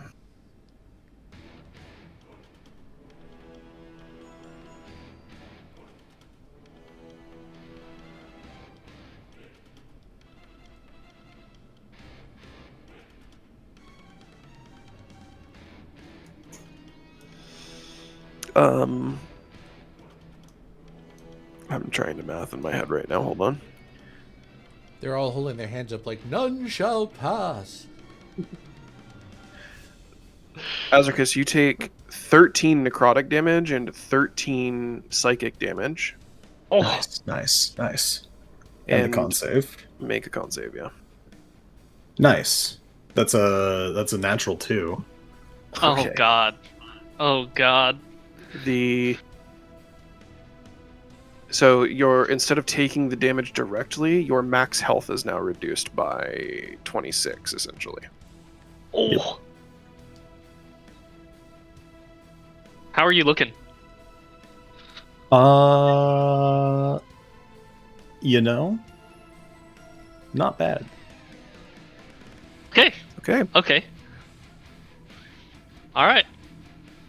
You're saying it doesn't like hurt me for my current total, but my like max total goes down still. Correct. Yes. Okay. Yeah. So I mean, like, long term, if you make it out of this, that could have an effect until your next long rest. But Like, short term, kind of failing the con save isn't actually the worst thing for you in the world. You could potentially be down, I'm guessing, if you took the full damage of that. No. I'm actually currently at half of my total HP, total HP. I forgot you're also an orc. Yeah. Yeah. Just orc things, with the Just tusk orc thing. things. Hashtag just orky things. Okay, it is now your turn to retaliate, Azricus. Yeah, I am going to... So yeah, you'll see Azricus kind of do the same thing that he normally does. His kind of like arms, the like kind of... His body seems to like almost swell and stretch. The skin like tightens around the shoulder and like kind of almost tears a bit. And kind of just grows.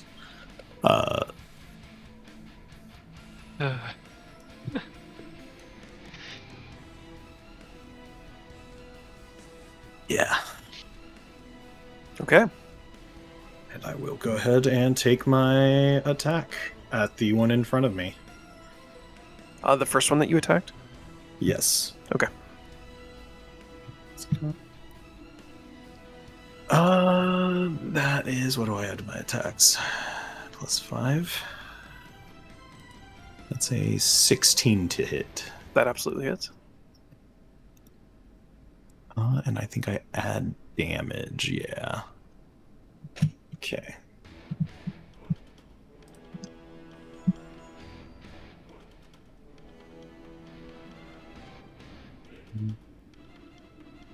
Seven slashing. And 4 fire.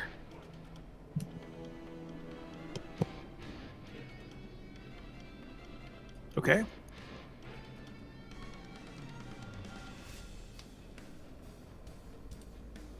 Your blade, like, as it comes down, you feel it, like, crunch into the metal, and you feel like there's, like, small resistance, but it's like the resistance of, like, cutting through water, right? It's not like you're cutting through air, but it's the resistance of, like, your blade slightly meeting some kind of, like, friction and resistance, but it's not like finding purchase in a person. Yeah. The creature, as you like strike it as well with the silvered blade, goes as the like kind of there's like almost like an after image after you kind of slash through, where it's like a part of its like soul is almost like burnt until it kind of like forms back together. Nice. And I don't know if it does make any difference, but I double checked, and having my Crimson Right active does make my attacks with this weapon magical. Okay. I don't think it matters as long as it doesn't add like damage modifiers, because your attacks weren't being resisted due to the silvered weapon. Okay, then yeah, no, that's it. Yeah. Okay. Alden. That's gonna be it for me, yeah. Swing away, buddy. I'm gonna bonus action bless. Or sorry, not bonus action. I'm gonna action bless me, Azricus, and Elizabeth. Okay. So I'm using one spell slot for that. It's a D4, right? Yeah, it's they get to add 1d4 to any attacks or saving throws. Okay. And I think that's 10 turns. It's one whole minute, and my concentration. Okay, I will keep track of it. Okay, sweet.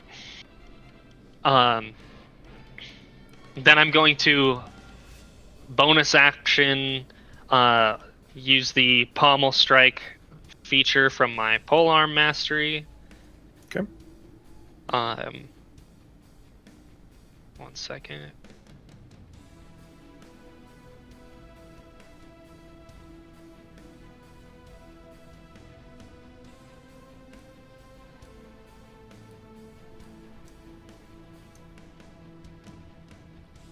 That's fucking terrible.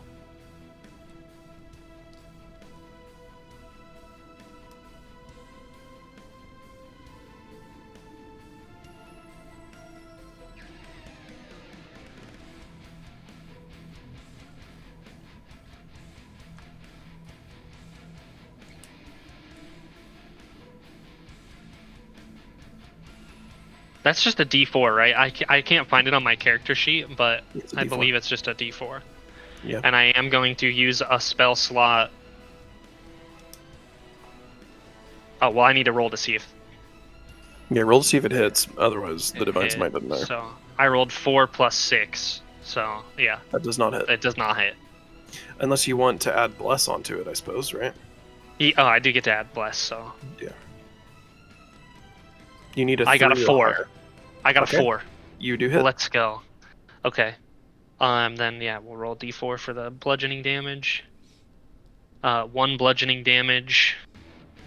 Plus 2d8, I think, or 3d8, right? Because you dumped a spell slot into it, so yeah, it's and I get 3d8. so it's 1 plus 4 because it does get my attack modifier on it. And are you attacking the one that you hit before? Yes. Okay.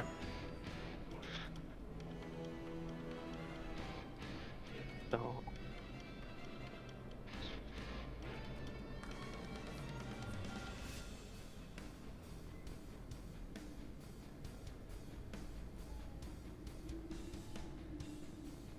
7 plus 8, 15. Okay.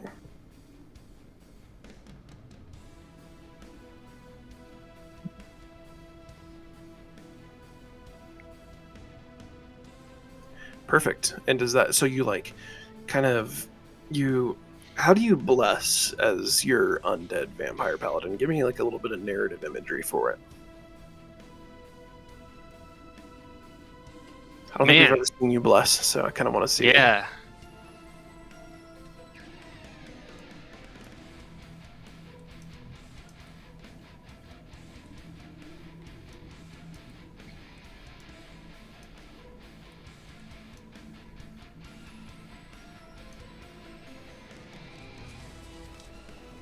I kind of say, I'm holding my pole arm out, right? I take my lead hand off of it, I raise it up and say, "May the light flow through us," and I like force it towards the ground. And when I was a cleric, light would travel with my hand down and then sanctify out from me every direction when I casted bless on. Then the people that had it would have that shimmer effect from bless. But now when I do that, none of that light comes out, but it's all still the same motion. Okay. And like, just because that way we don't need to like explain it in future combats. Mm-hmm. What do people feel when they like get blessed by you? Do they feel kind of like your power like enter them? Is it still kind of like a holy feeling? I think it would be like a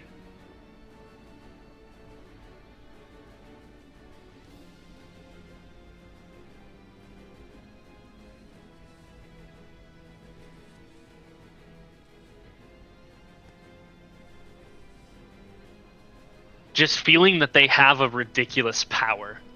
Like something of this is just giving them like an enjoyable power. Okay, it's enjoyable. So it's like you three, specifically Azricus and Elizabeth, you guys feel this kind of like external power enter you when he blesses. The power feels raw and like almost even unrefined, but it's not a power that you feel or that like comes from within you. And instead it's almost like Alden is like touching your shoulder, granting you this power as you fight. And then you kind of like bring your quarterstaff up and just smash I mean, like bludgeoning wise, you do absolutely basically fucking nothing, but you like dump a shitload of radiant damage into this creature. You see it kind of like recoil for a moment as this like bright light kind of shines within it before it as it tries to come back towards you. It is now the wraith that didn't get fucking Eldritch blasted. It's going to, however, see the Eldritch Blast. Do I move out of... I don't think it matters, nor would You're this still in creature. range because he's 10 foot, isn't he? Yeah, I'm not leaving your, like, opportunity or, like, Yeah. threatening range. It's going to move over to you, Elizabeth, and make an attack on you. Oh, no. That's alright. That is a dirty 20. Well, that definitely hits. Oh no.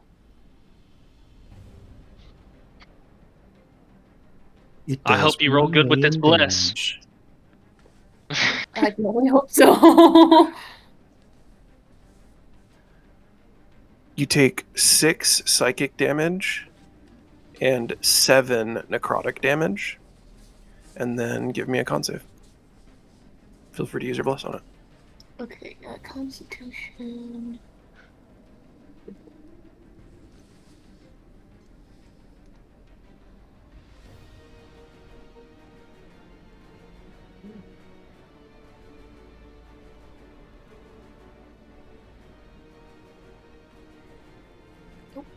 Roll it. There we go. Alright, that's 11, and then I need to roll a d4.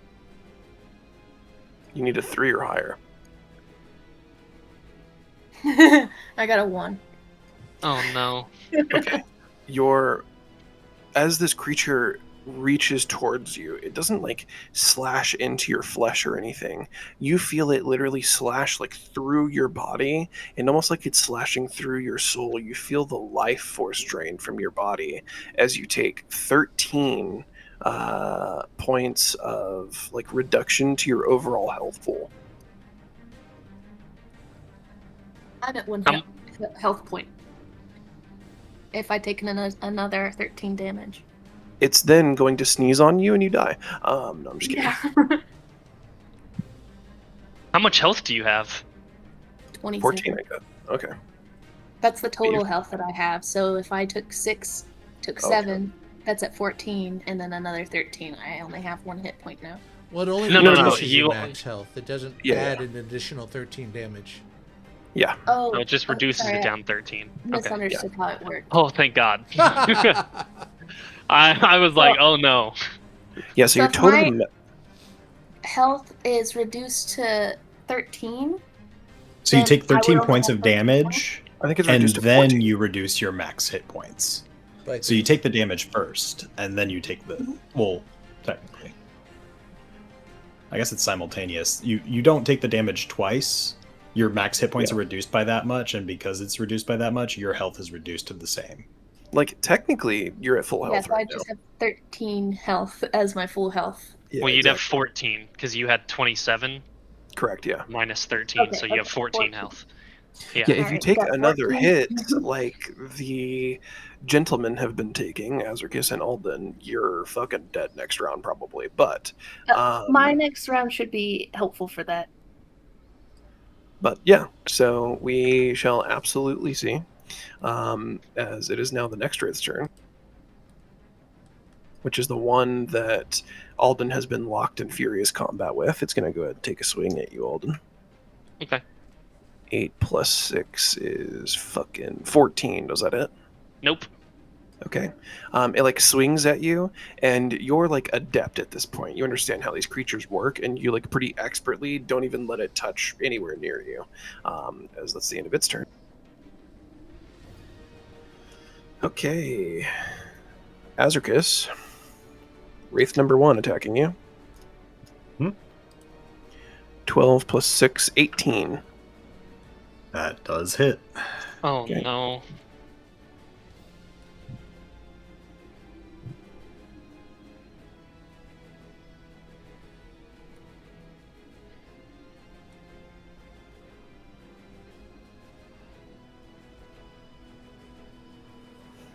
Okay, you take 8 psychic damage and 7 necrotic damage. And then give me a DC save. Or DC save, a con save. With the D4. Yep, plus your D4.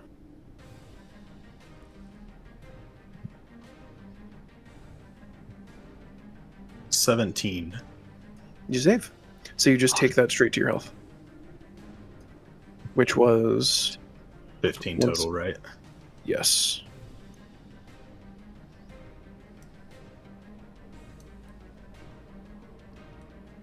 So you're what, 11?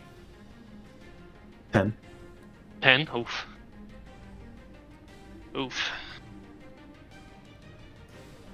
Elizabeth, the round turns to you. Okay. I cast invisibility on myself. Okay. Is that vocal and somatic? Yeah, I believe so. I think it might be all of the things. I've just had it 1 second. It is material as well, but I don't really care about sort of material for you. that, yeah. I do care about vocal and somatic though, because I want to hear like what you do as you go invisible before we take our break. That'll be the thing that we do before we take our break when you go invisible. Sorry, my dad just brought me pizza. Could you repeat that last end part that you said? Yeah, so before we take our break, we're going to take it in kind of the middle of your turn. As you go invisible, I'm interested in like what your character does for like the somatic part and the vocal portion of it. So, I think I do like the idea of her just, when she has to have something vocal, that it's just words that she doesn't even know. You know, like not something that she understands. So it would definitely do that. I kind of like your voice even like maybe drops an octave, right? It's like like deep, creepy. like guttural, yeah. And I did have a description that I wrote out for invisibility, so we could see if we could work it that way. Yeah, send it. My idea was that I would slowly sink into my shadow, and the shadows would crawl around and basically blur me out. Yeah, okay, sounds cool. So like the shadows kind of like spread over the area as you like kind of slowly fall into your shadow as this thing just drained your life force. And then your shadow is kind of like lost within the dancing shadows around you. Actually, let's go ahead and finish your turn and then we'll take our break. And then I'm going to move over here, and then that's it. I don't have any bonus actions. Where are you going to move again? I can, oh, there you go. Right here. Never mind. Got it. Okay. Caelvo, when we return from our break here in the next... Elliot, you said 7:20? Yeah. When we return from our break here in the next 15 minutes, Caelvo, it'll be your turn.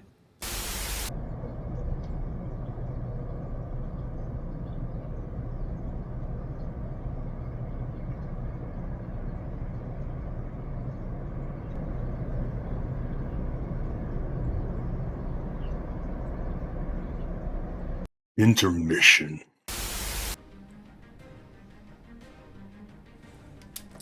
Well, he's just gonna do more of the same. He's gonna slap his hands together and cast Shatter at the two in front of Azricus. Like, go away!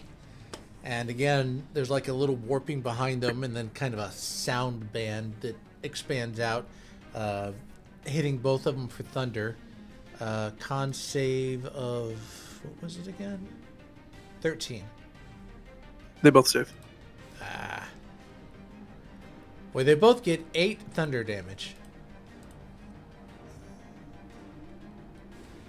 And as an action, he's going to try to climb this tree. Okay. Or as a movement, he's going to try to go up the tree. Yeah. And then just turn up there.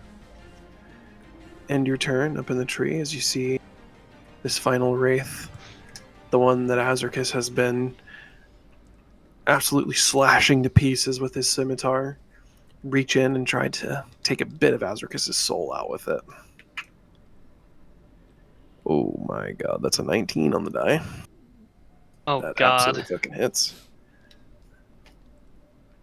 Ugh. Just roll low on damage. That's all you need.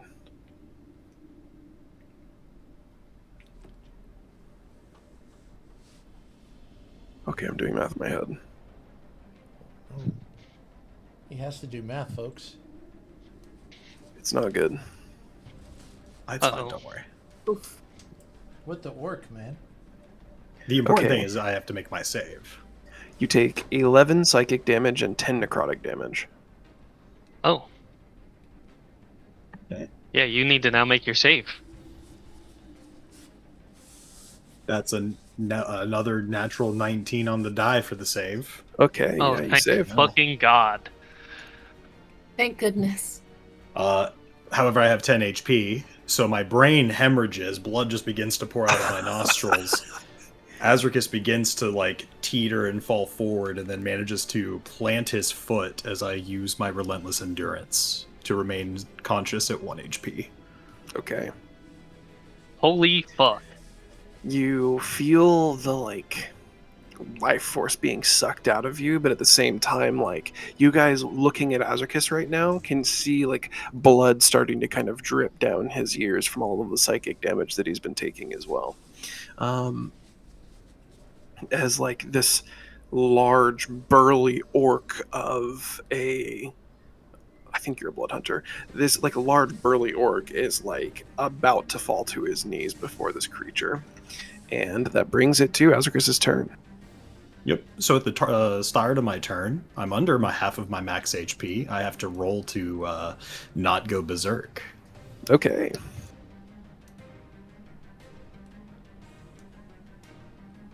No, I fail. So I have to attack the closest thing to me. Yep. Which in this case is fine. Yeah. Caelvo's up a tree, you're good. Yeah. Alden is like far, but not too far.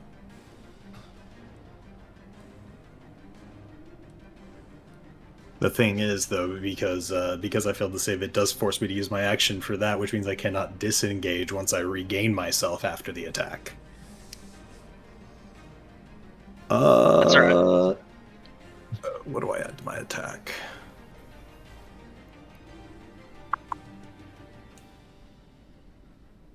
It's +5. That is a 14. That hits just barely. Okay.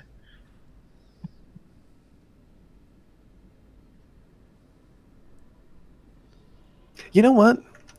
Because rule of cool, why not? You like in this moment, like kind of take a step forward and catch yourself, but because of the like pain that you're feeling, and this is like not normal pain, right? Necrotic pain is a completely different kind of pain to you getting punched in the face or getting slashed. Psychic pain is like a different level of pain. Your eyes go red, you berserk. In this like singular moment, before you can kind of even regain yourself as to where you are, you just slash the closest thing to you. Roll advantage. All right. See if you get a crit. Why not?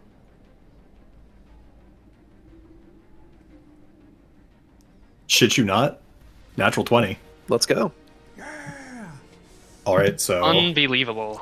I fucking love our luck, dude. I feel like the last campaign we had, everybody was rolling shit. Yeah. And now we're up there. 9 and 4 is 13. I get to roll another d6 because of my relentless criticals. Good stuff. That's a 6, so... Oh, good lord.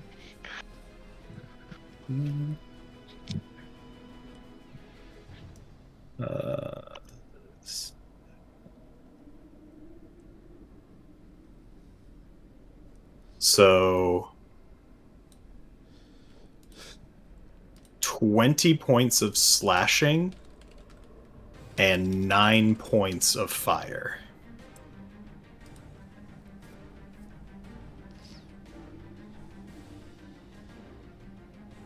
Wow. This creature is still not down. It is, however, I will tell you, at 1 HP. I'm going to go ahead and just say you kill it. Rule of cool. You like reach out and berserk. You crit this creature. You, with all of your orcish and like bestial might at this point. This isn't just like an orc striking this thing. You are transformed. Your eyes red with rage, screaming out in pain. bring your silvered scimitar down into this thing, and as you slash through it, the silvered scimitar like smashes into the ground, the like earth and mud kind of caving in around the impact point. This creature is bisected in two with like a like burning, almost kind of like what looks like radiant damage, like cross section down between it before it just goes and fades away into nothingness. Does that end your turn?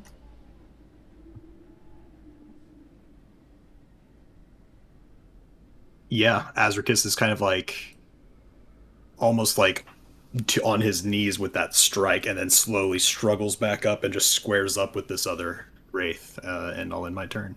Okay. Alden, your go.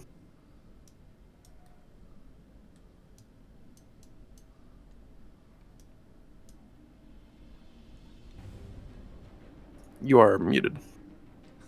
Yeah, shit.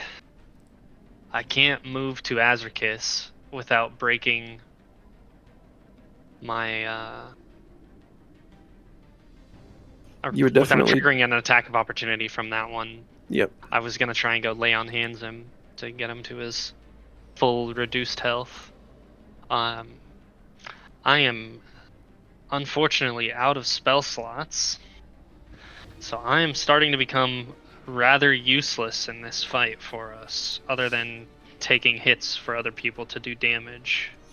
I'll let you take points of exhaustion for spell slots.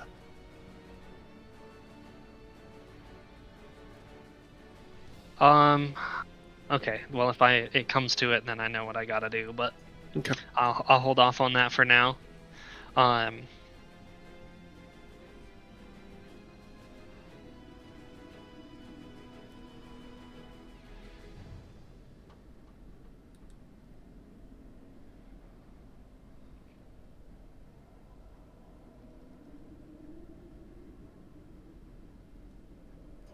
By the way, Azricus, all that was left after you like cut this creature in two was a shattered iron mask that just dropped to the ground when the creature dissipated.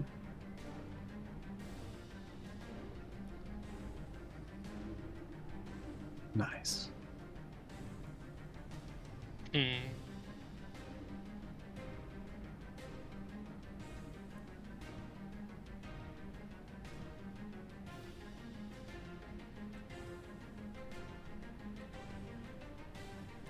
I'm going to make an attack on this one right in front of me. I guess that's kind of the only thing that I can do. So I'm gonna make a polearm attack. That is a natural fucking 20. Let's go. Oh my goodness. We are... Oh my god. And then it's a d10 for damage. You're praying that you kill it here. I'm praying. That is 4 damage on the first one. Well, 4 plus 4, which is 8. And then it's just max damage for your second die. And then 10. Well, I rolled a 10 anyways. Damn it, that sucks. Yeah. So 10 plus 8. 18 slashing damage. And then I'm going to bonus action with the pommel strike. See if it hits. 16 plus 6, so 22 to hit. Yeah, that hits. And then 2 plus 4 damage, so 6 bludgeoning damage. This creature is close, though not close enough for me to rule of cool it. No, you're good. You did, however, bring it down a little under half of its health that turn. Like, it's not like a little under half. It's like it was a little under half and you nearly killed it. Gotcha. Okay. And does that end your turn? It is going to end my turn. Okay. The wraith that was behind you that was attacking Elizabeth lost track of her as she turned invisible in the shadows. Its only next course of action is to turn. It sees its fellow wraith die. These creatures are intelligent, though it can hit you with that back shot. What does it do? It's going to attack you. Okay. It turns and reaches out to try and attack you. Ready. 18 on the die. Dirty 18. It was a 12 on the die plus 6. Damn. Yeah, he hits. I have a 17 AC. Okay. Gotta make this save.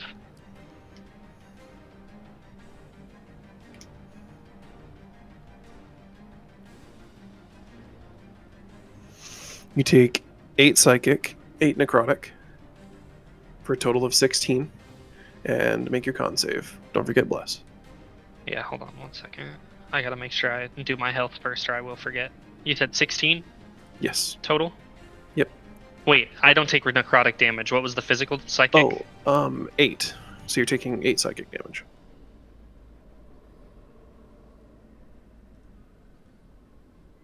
And reducing your health by 8 if you fail the con. Don't forget your D4 from bless. 17 total. You save. So you just reduce thank your God. HP by 8. Don't forget to Okay. make your con save for concentration since you Oh, took yeah. damage. Also Do- with a D4. Yeah. Yep. What's my thing to maintain the concentration? I think it's 10. Half of the damage or 10, whichever is higher. Okay, then it'll be 10. So then. 10. I succeed. I got a 14 plus 2, 16. Awesome. Okay, it is now the other wraith's turn that's in front of you. It's going to reach out and try and take a swing on you and drain your life. You said your AC was what again? 17. Oh, nice. That was a 16. Thank God. It once again misses you. You were ready for it this time. And now for the one in front of Azricus. That is another... What is this? 14. 14. This brings up something I did want to ask for Alden. Did I give you the scale mail that I was wearing, or did we find something else out for your armor situation? The guy whose sister we were escorting, he gave me armor from one of their mannequins. Okay, perfect. So then that does not hit. Okay, cool. We are back to Elizabeth. Your go.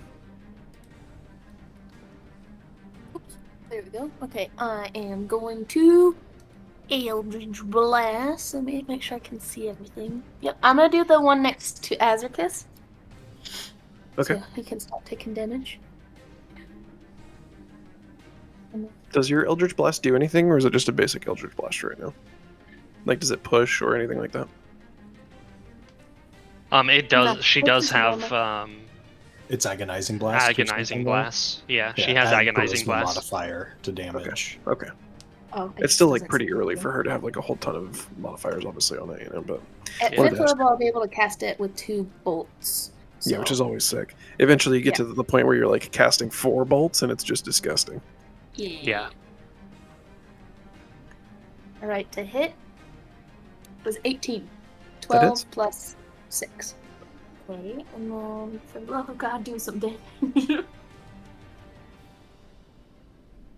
Oh my God. Oh, okay. It's a 6. Okay. Yeah, it's a 6. It's 1d10 plus 4, so it takes 6 damage. Okay.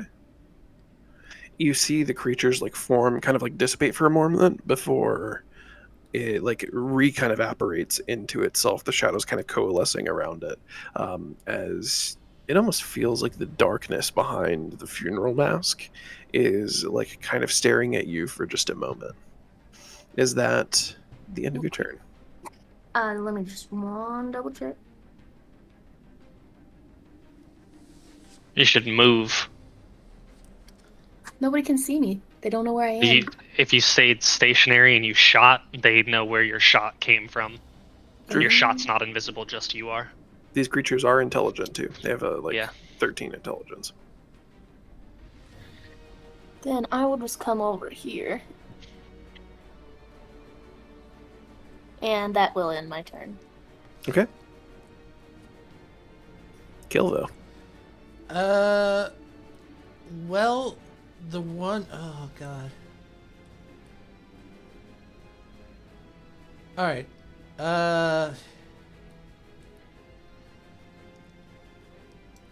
Well, Azricus is closer, so he's going to look at the wraith that's next to Azricus.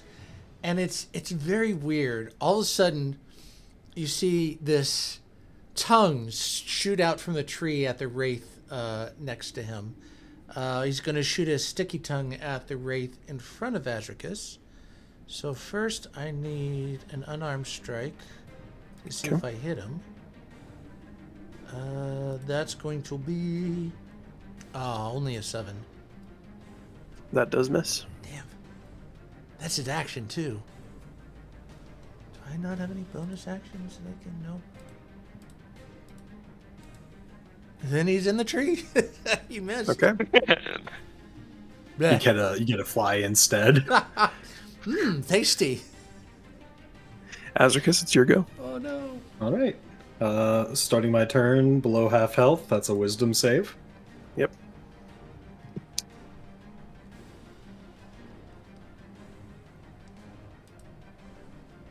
Okay.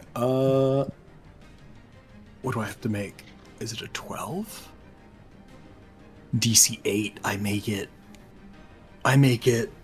Nice.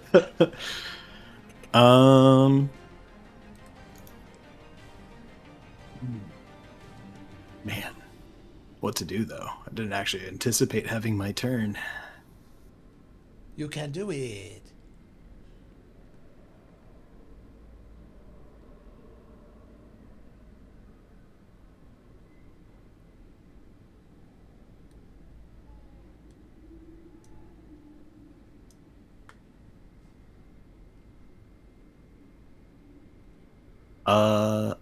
I'm going to... I am going to wipe some blood from my face and throw it at the creature. Okay. And it begins to actually not just like act like it was thrown, it actually kind of coalesces into like one big coagulated like chunk of blood that then like leeches onto it, like dyeing the cloth red with his blood almost in certain spots, making the curse of the marked. And what does that do? If I hit it, I get to deal extra damage with my Crimson Right, which is the fire damage. Okay, cool.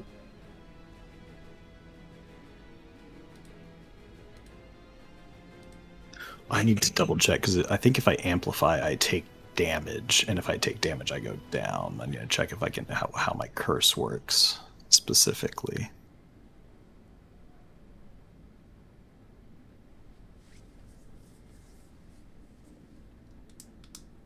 Yeah, I do take damage if I amplify, so I'm not going to amplify it, but I should have been adding damage to all of my damage rolls at +2 bonus from dueling fighting style. I'll remember that from now on. I'm gonna swing at him. Yeah. Send it. I think. Oh, that definitely hits. It's a 17 on the die. Yep.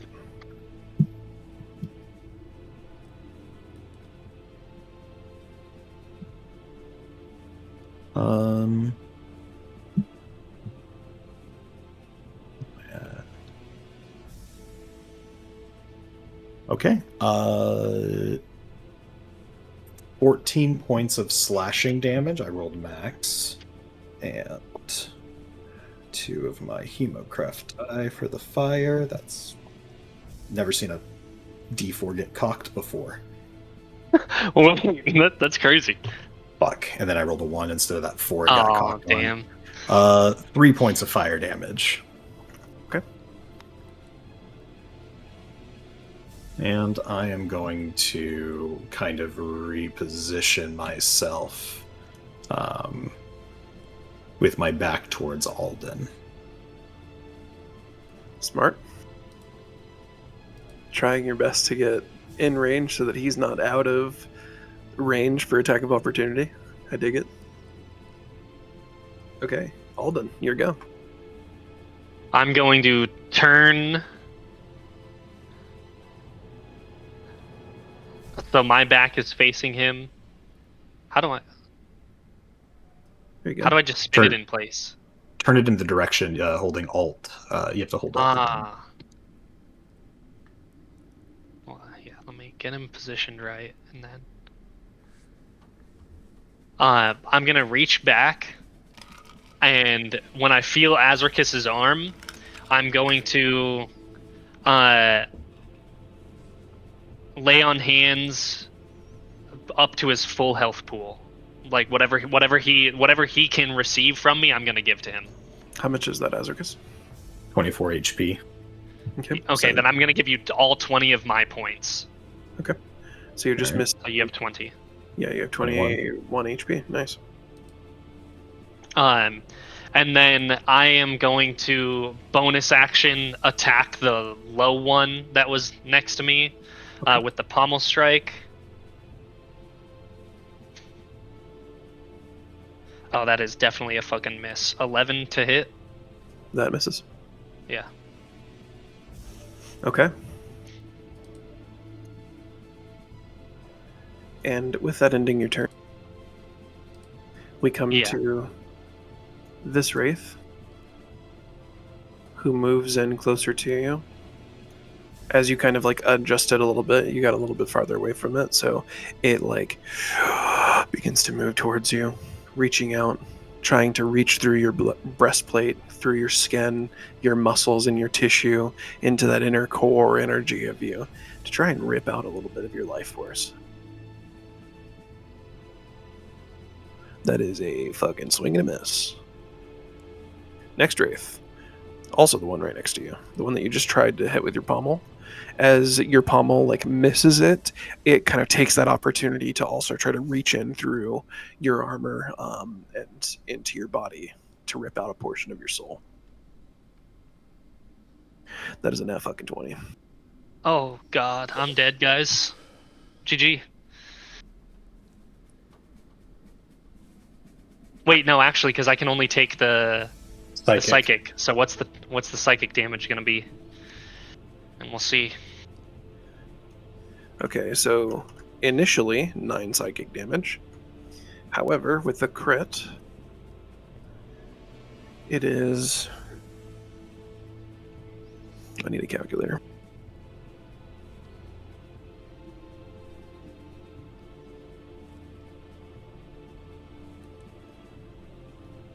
Nine plus 16. Oh damn, I'm full killed. In order to determine if you are rolling death saves or not, still make a con save.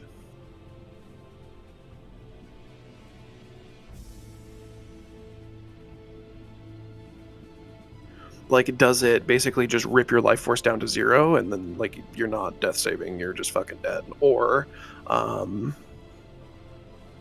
you in death saves? I'm definitely in death saves. No, not in death saves. I'm full killed. I rolled a 4, and I have a +2, so that is 6. You guys watch Alden's lifeless body drop down to the ground. Once again, for the second time this campaign, you see him fall to the ground lifeless dead. His new shiny polearm that he had dropping down next to him. As we move to the next wraith, Azricus. This wraith, like, as you kind of move around it, it is like trying to kind of like swipe to the side in order to attempt to kill you. Mm-hmm. That is an 18 plus 6. That for sure fucking hits. Oh, yeah.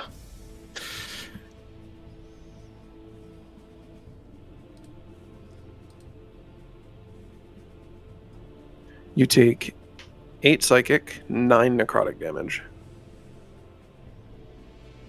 Okay. Let me roll my...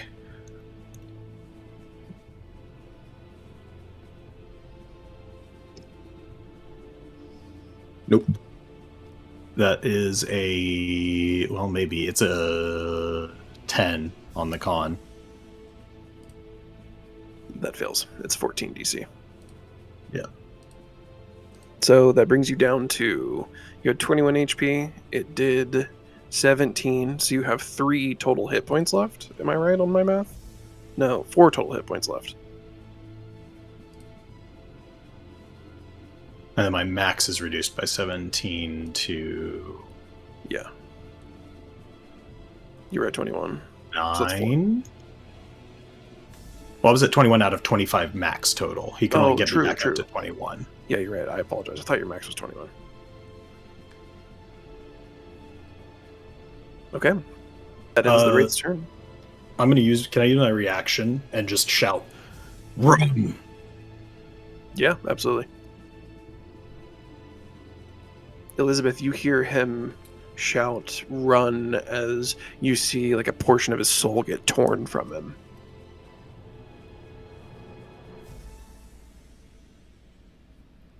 I'm gonna still Eldritch Blast. Okay. The wraith that killed Alden. Send it. Alright. 19. I got 13 plus 6. That fucking absolutely hits. I finally rolled a good damage. Okay, I got 12, but I haven't been adding my d4 either, so... Well, I guess that's gone now. Anyways, Yeah. It's a 12. Okay.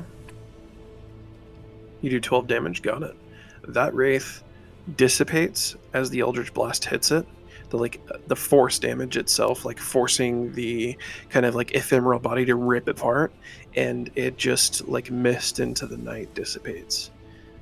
Alden, as this happens, your hand still on the blade that you just recently purchased with Irina's life, you feel yourself brought back once again from death. This is a really cool thing. It's not actually how this like mechanically should work. You at 0 HP now gain temporary hit points over what your maximum should be. You feel yourself dead rise from the dirt.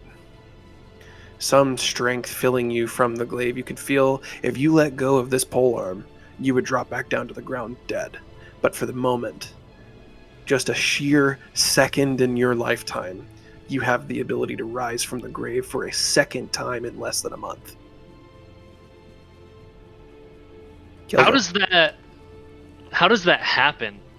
Like, so, like, what do I look like at or do you want me to dictate like how I basically stand back up?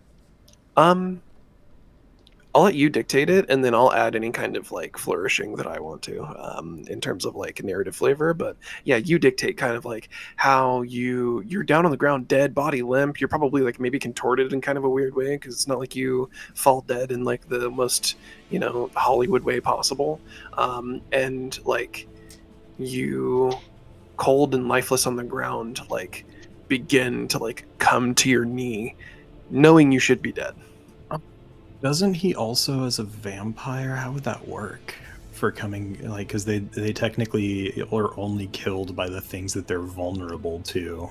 I don't know how that works with reducing a max HP to 0. That's a very, very specific niche interaction. So the way that the Wraith action is, it's life drain, right? So it's draining whatever is giving you the force of life. But he wasn't alive. He was a vampire. I take that hit. I fall like back, basically limp against the fence, and the Eldritch Blast flies over my now fallen corpse, striking that wraith, killing it, and then that like essence of the like polearm itself, you know, where those like cut runes were that had the elvish symbols on them that you were describing, now coming from them, like reaching out in droplet tendrils, blood flows from the glyphs into my hands, and that like pulls me up again into a fighting position. I kind of feel like your eyes, where once before they had like, you know, red pupils, but you could still see the whites of your eyes are now just red with pure animus and rage. Almost like that animus is like driving you from beyond the grave. Also, as an aside, I looked it up, and vampires don't have anything explicitly stopping that mechanic from working.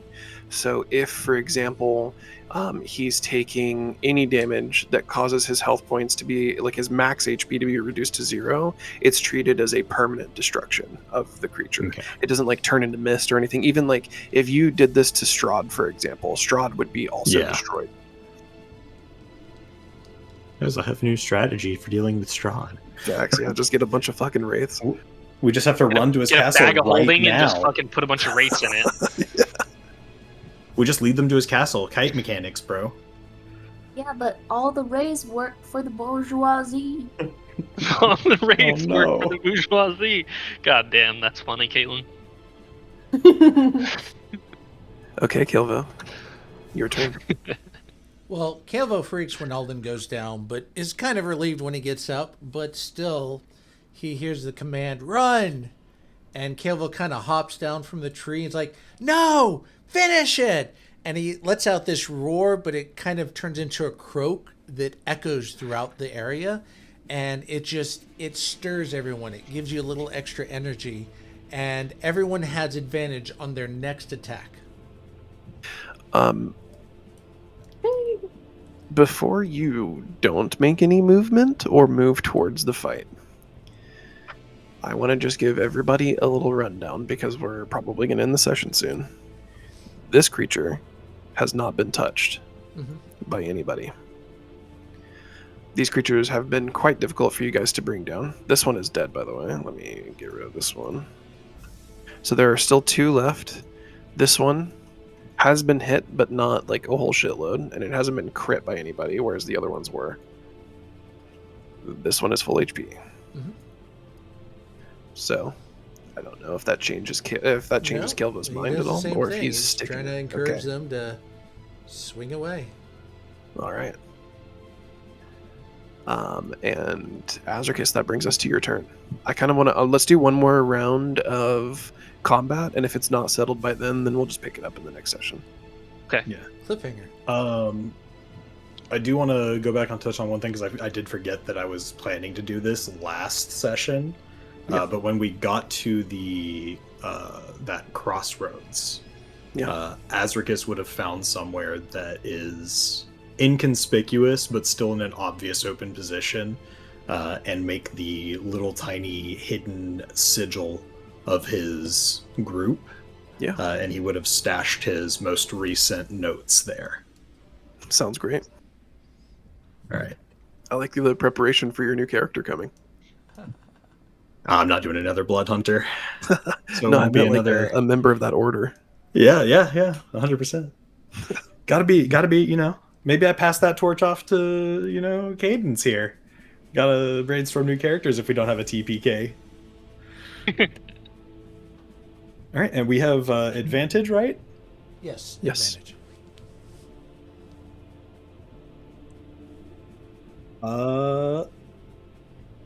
Yeah, that'll hit. 17 plus 5. Yeah, that hits.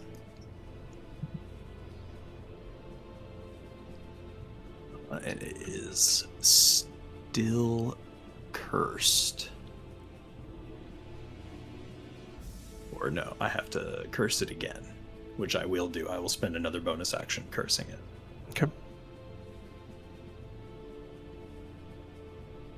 Fuck me, that's so low on the damage for my slashing. I get to add a whole bunch to it, though. You know, I rolled a 1. Okay. But I add 5, so 6 points of slashing. Okay. Good fire damage, though. 6 points of fire. Okay. It's gonna come down to the wire, dude.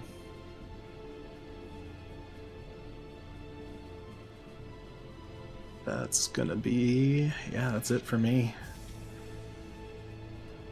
Okay, Alden, I'll remind you, you can use spell slots, and even in this like kind of form that you're in now, by taking a point of exhaustion.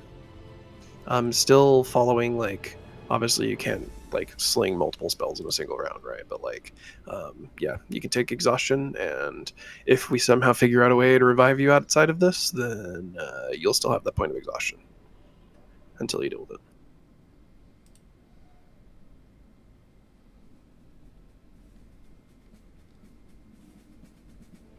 Okay. I am going to channel divinity and abjure enemy to the one standing right next to me with all of its health. It has to succeed a wisdom saving throw. The DC is 12, and it has disadvantage. Okay. Dropped my d20 on the ground. Hold on. It is a 16 on the die. Let me see what its wisdom mod is. Maybe it has like a -3 or something. It's at disadvantage as well. Okay, so that's 18 on the first roll. That was cocked. And that is a 13 on the second roll, so it's got 13. Damn. Okay, well. So on failure, the creature is frightened, and its speed is reduced to 0, and it can't benefit from bonuses to speed. On success, the creature's speed is halved for 1 minute or until the creature takes any damage. Oh, that was so. Will you give me a history roll? I'll let you redo that because it is immune to being frightened. Like that just would never happen to it.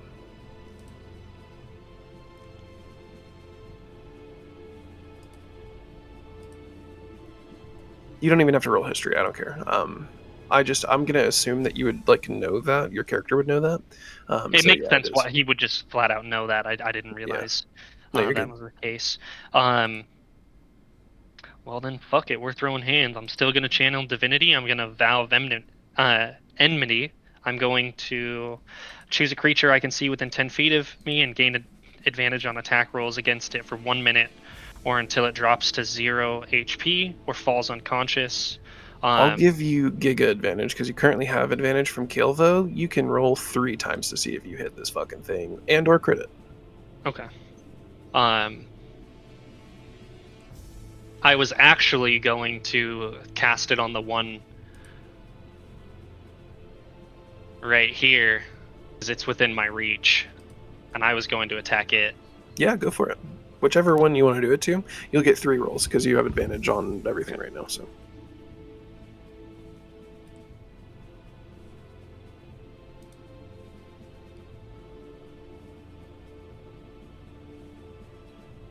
Well, the highest I got was an 18 to hit. That hits. Okay. I'm going to make a polearm attack.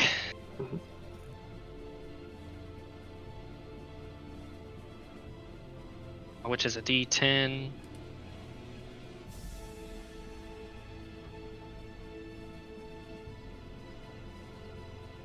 So it takes 8. No, actually, sorry. It takes 12 slashing damage because it's 8 plus 4. So 12 slashing damage. I am also going to use a point of exhaustion to divine smite it. So that's going to be 3d8. Yep. That is 7 plus 5, 12 plus 1, 13. Radiant damage. Okay. You expertly maneuver your quarterstaff, or not your quarterstaff, excuse me, your brand new halberd over kind of the shoulder of Azricus and slash into it, dumping a ton of divine energy into this creature. This creature shrieks in pain almost, but it's like a hollow, kind of like mournful shriek as the radiant damage gets pumped into it, the light kind of shining bright in your eyes, Azricus, as it like kind of disapparates for a moment and then reappears kind of before you, though you can tell that like the shadows that were kind of once falling off of this creature, kind of like out of its robes and stuff like that, are, what's a better way to put it, like less controlled almost. Calm, but now it's like turbulent. Yeah, and the creature is for sure bloodied, and you know, as far as wraiths can be bloodied, I suppose, and hurt.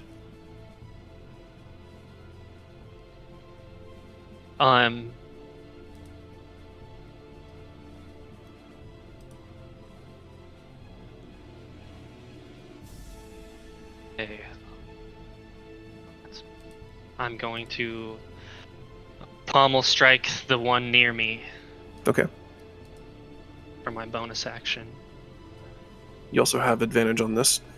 Remember, just regular advantage on this one though.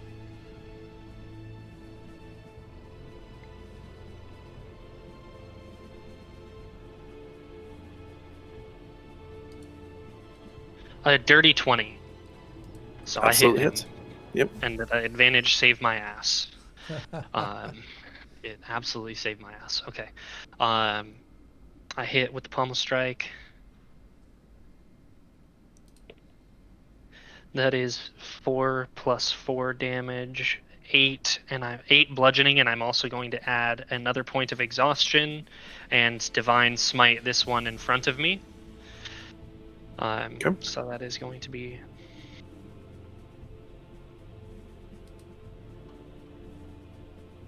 7 plus 6, so 13 plus 6, so 19 radiant damage on the one in front of me, plus the Huge additional 8 bludgeoning. Okay. Huge. That creature was definitely hurt by that attack. And as I'm swinging, I'm saying, "Focus the one with Azricus!" And like, Okay. making my swings. We now go to the one that... Which one is this? Hold on. Okay, the one that you just swung on doesn't seem to understand how you're standing currently. And let me see what it would do. Would it assume I'm one of them? Probably not, because I just fucking attacked one of their homies. But I didn't raise this one, and it hit me.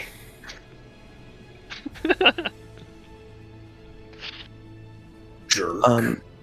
It's going to decide to try to put you back in the grave again, because its ultimate goal is to raise another one of itself. And it's going to go ahead and try to attack you again through your 10 hit points. okay, I got that It misses. 17 AC. Thank the gods. Okay. Next Thank the wraith, the one that's attacking Azricus. Lathander looking out for me right there. I see it. That's a dirty I 20 see and that hits. Yep, that does Oh hit. no. Oh no.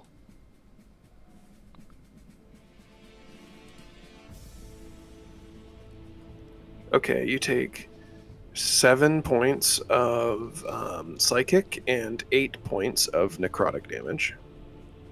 And give me a con save.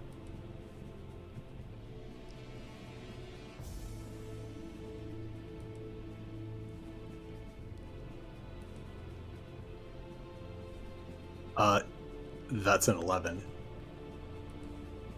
Your hit points are reduced no. by, what did I say, 7 and 8.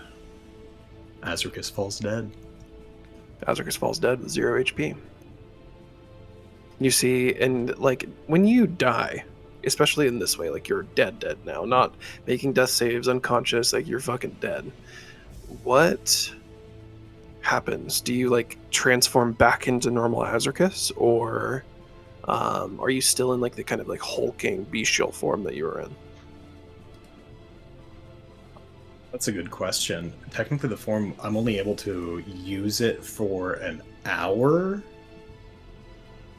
But I kind of like the idea of it being like also still a part of his natural like form and physique. So because he dies in this form, he is in that form. Interesting. Okay.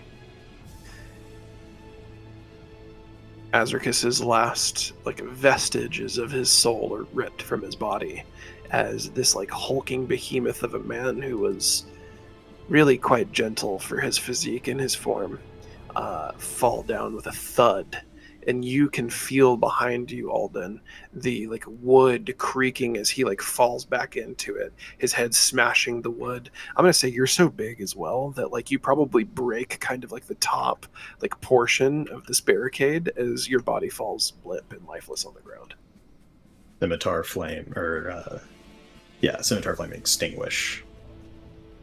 Yeah, like as it falls down into the grass, the last kind of vestiges of the flame also just kind of pewter out, and you see kind of smoke rising from the sword as Elizabeth. What are you going to decide to do in this moment as you watch your, frankly, probably at this point, friend fall dead? Guttural scream and another Eldritch Blast. Send it. I'm a Eldritch Blast, the one that just killed Azricus. Okay. Don't forget you have advantage. Yeah, Yes, so you do. this is the first one. That's a 25. It's a 19 plus 6, so The I'm guessing 25 that for sure hits, yeah. and that's 10 damage. You should roll one more just in case you crit. 5% chance. It was Yeah, another sure. 19. Holy! Wait. Never mind. You didn't take that perk. Never mind. And then I also gotta move. But that's all I can do. Okay. As you Eldritch Blast that one, Azricus has fallen back into the barricade. The barricade is shattered under the weight of his orcish frame, especially in this bestial form. The Eldritch Blast follows up right after, and you see the Wraith dissipate before you. Caelvo, you see that there is one Wraith left. Your party is badly injured. Well, he's going to hop forward, and he's going to look at the last Wraith, and he's going to bleh, and his tongue shoots forward to try to grapple it. Grapple it? Okay. Grapple it. So first thing, it is a 17 to hit. Okay, that hits. And this is his sticky tongue. The target must succeed on a strength saving throw or be restrained until the end of their next turn. Strength, right? Yeah.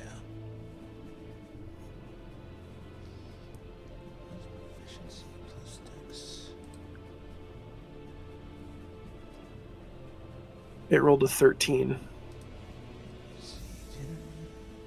Plus proficiency. Plus dex. I think that's a 15 DC. Okay, it's restrained. So it has disadvantage on all of its attacks, and any attacks against it has advantage. Okay. And so he'll just kind of hold it in place. Yeah. He's trying to... You got this, but his tongue is tied.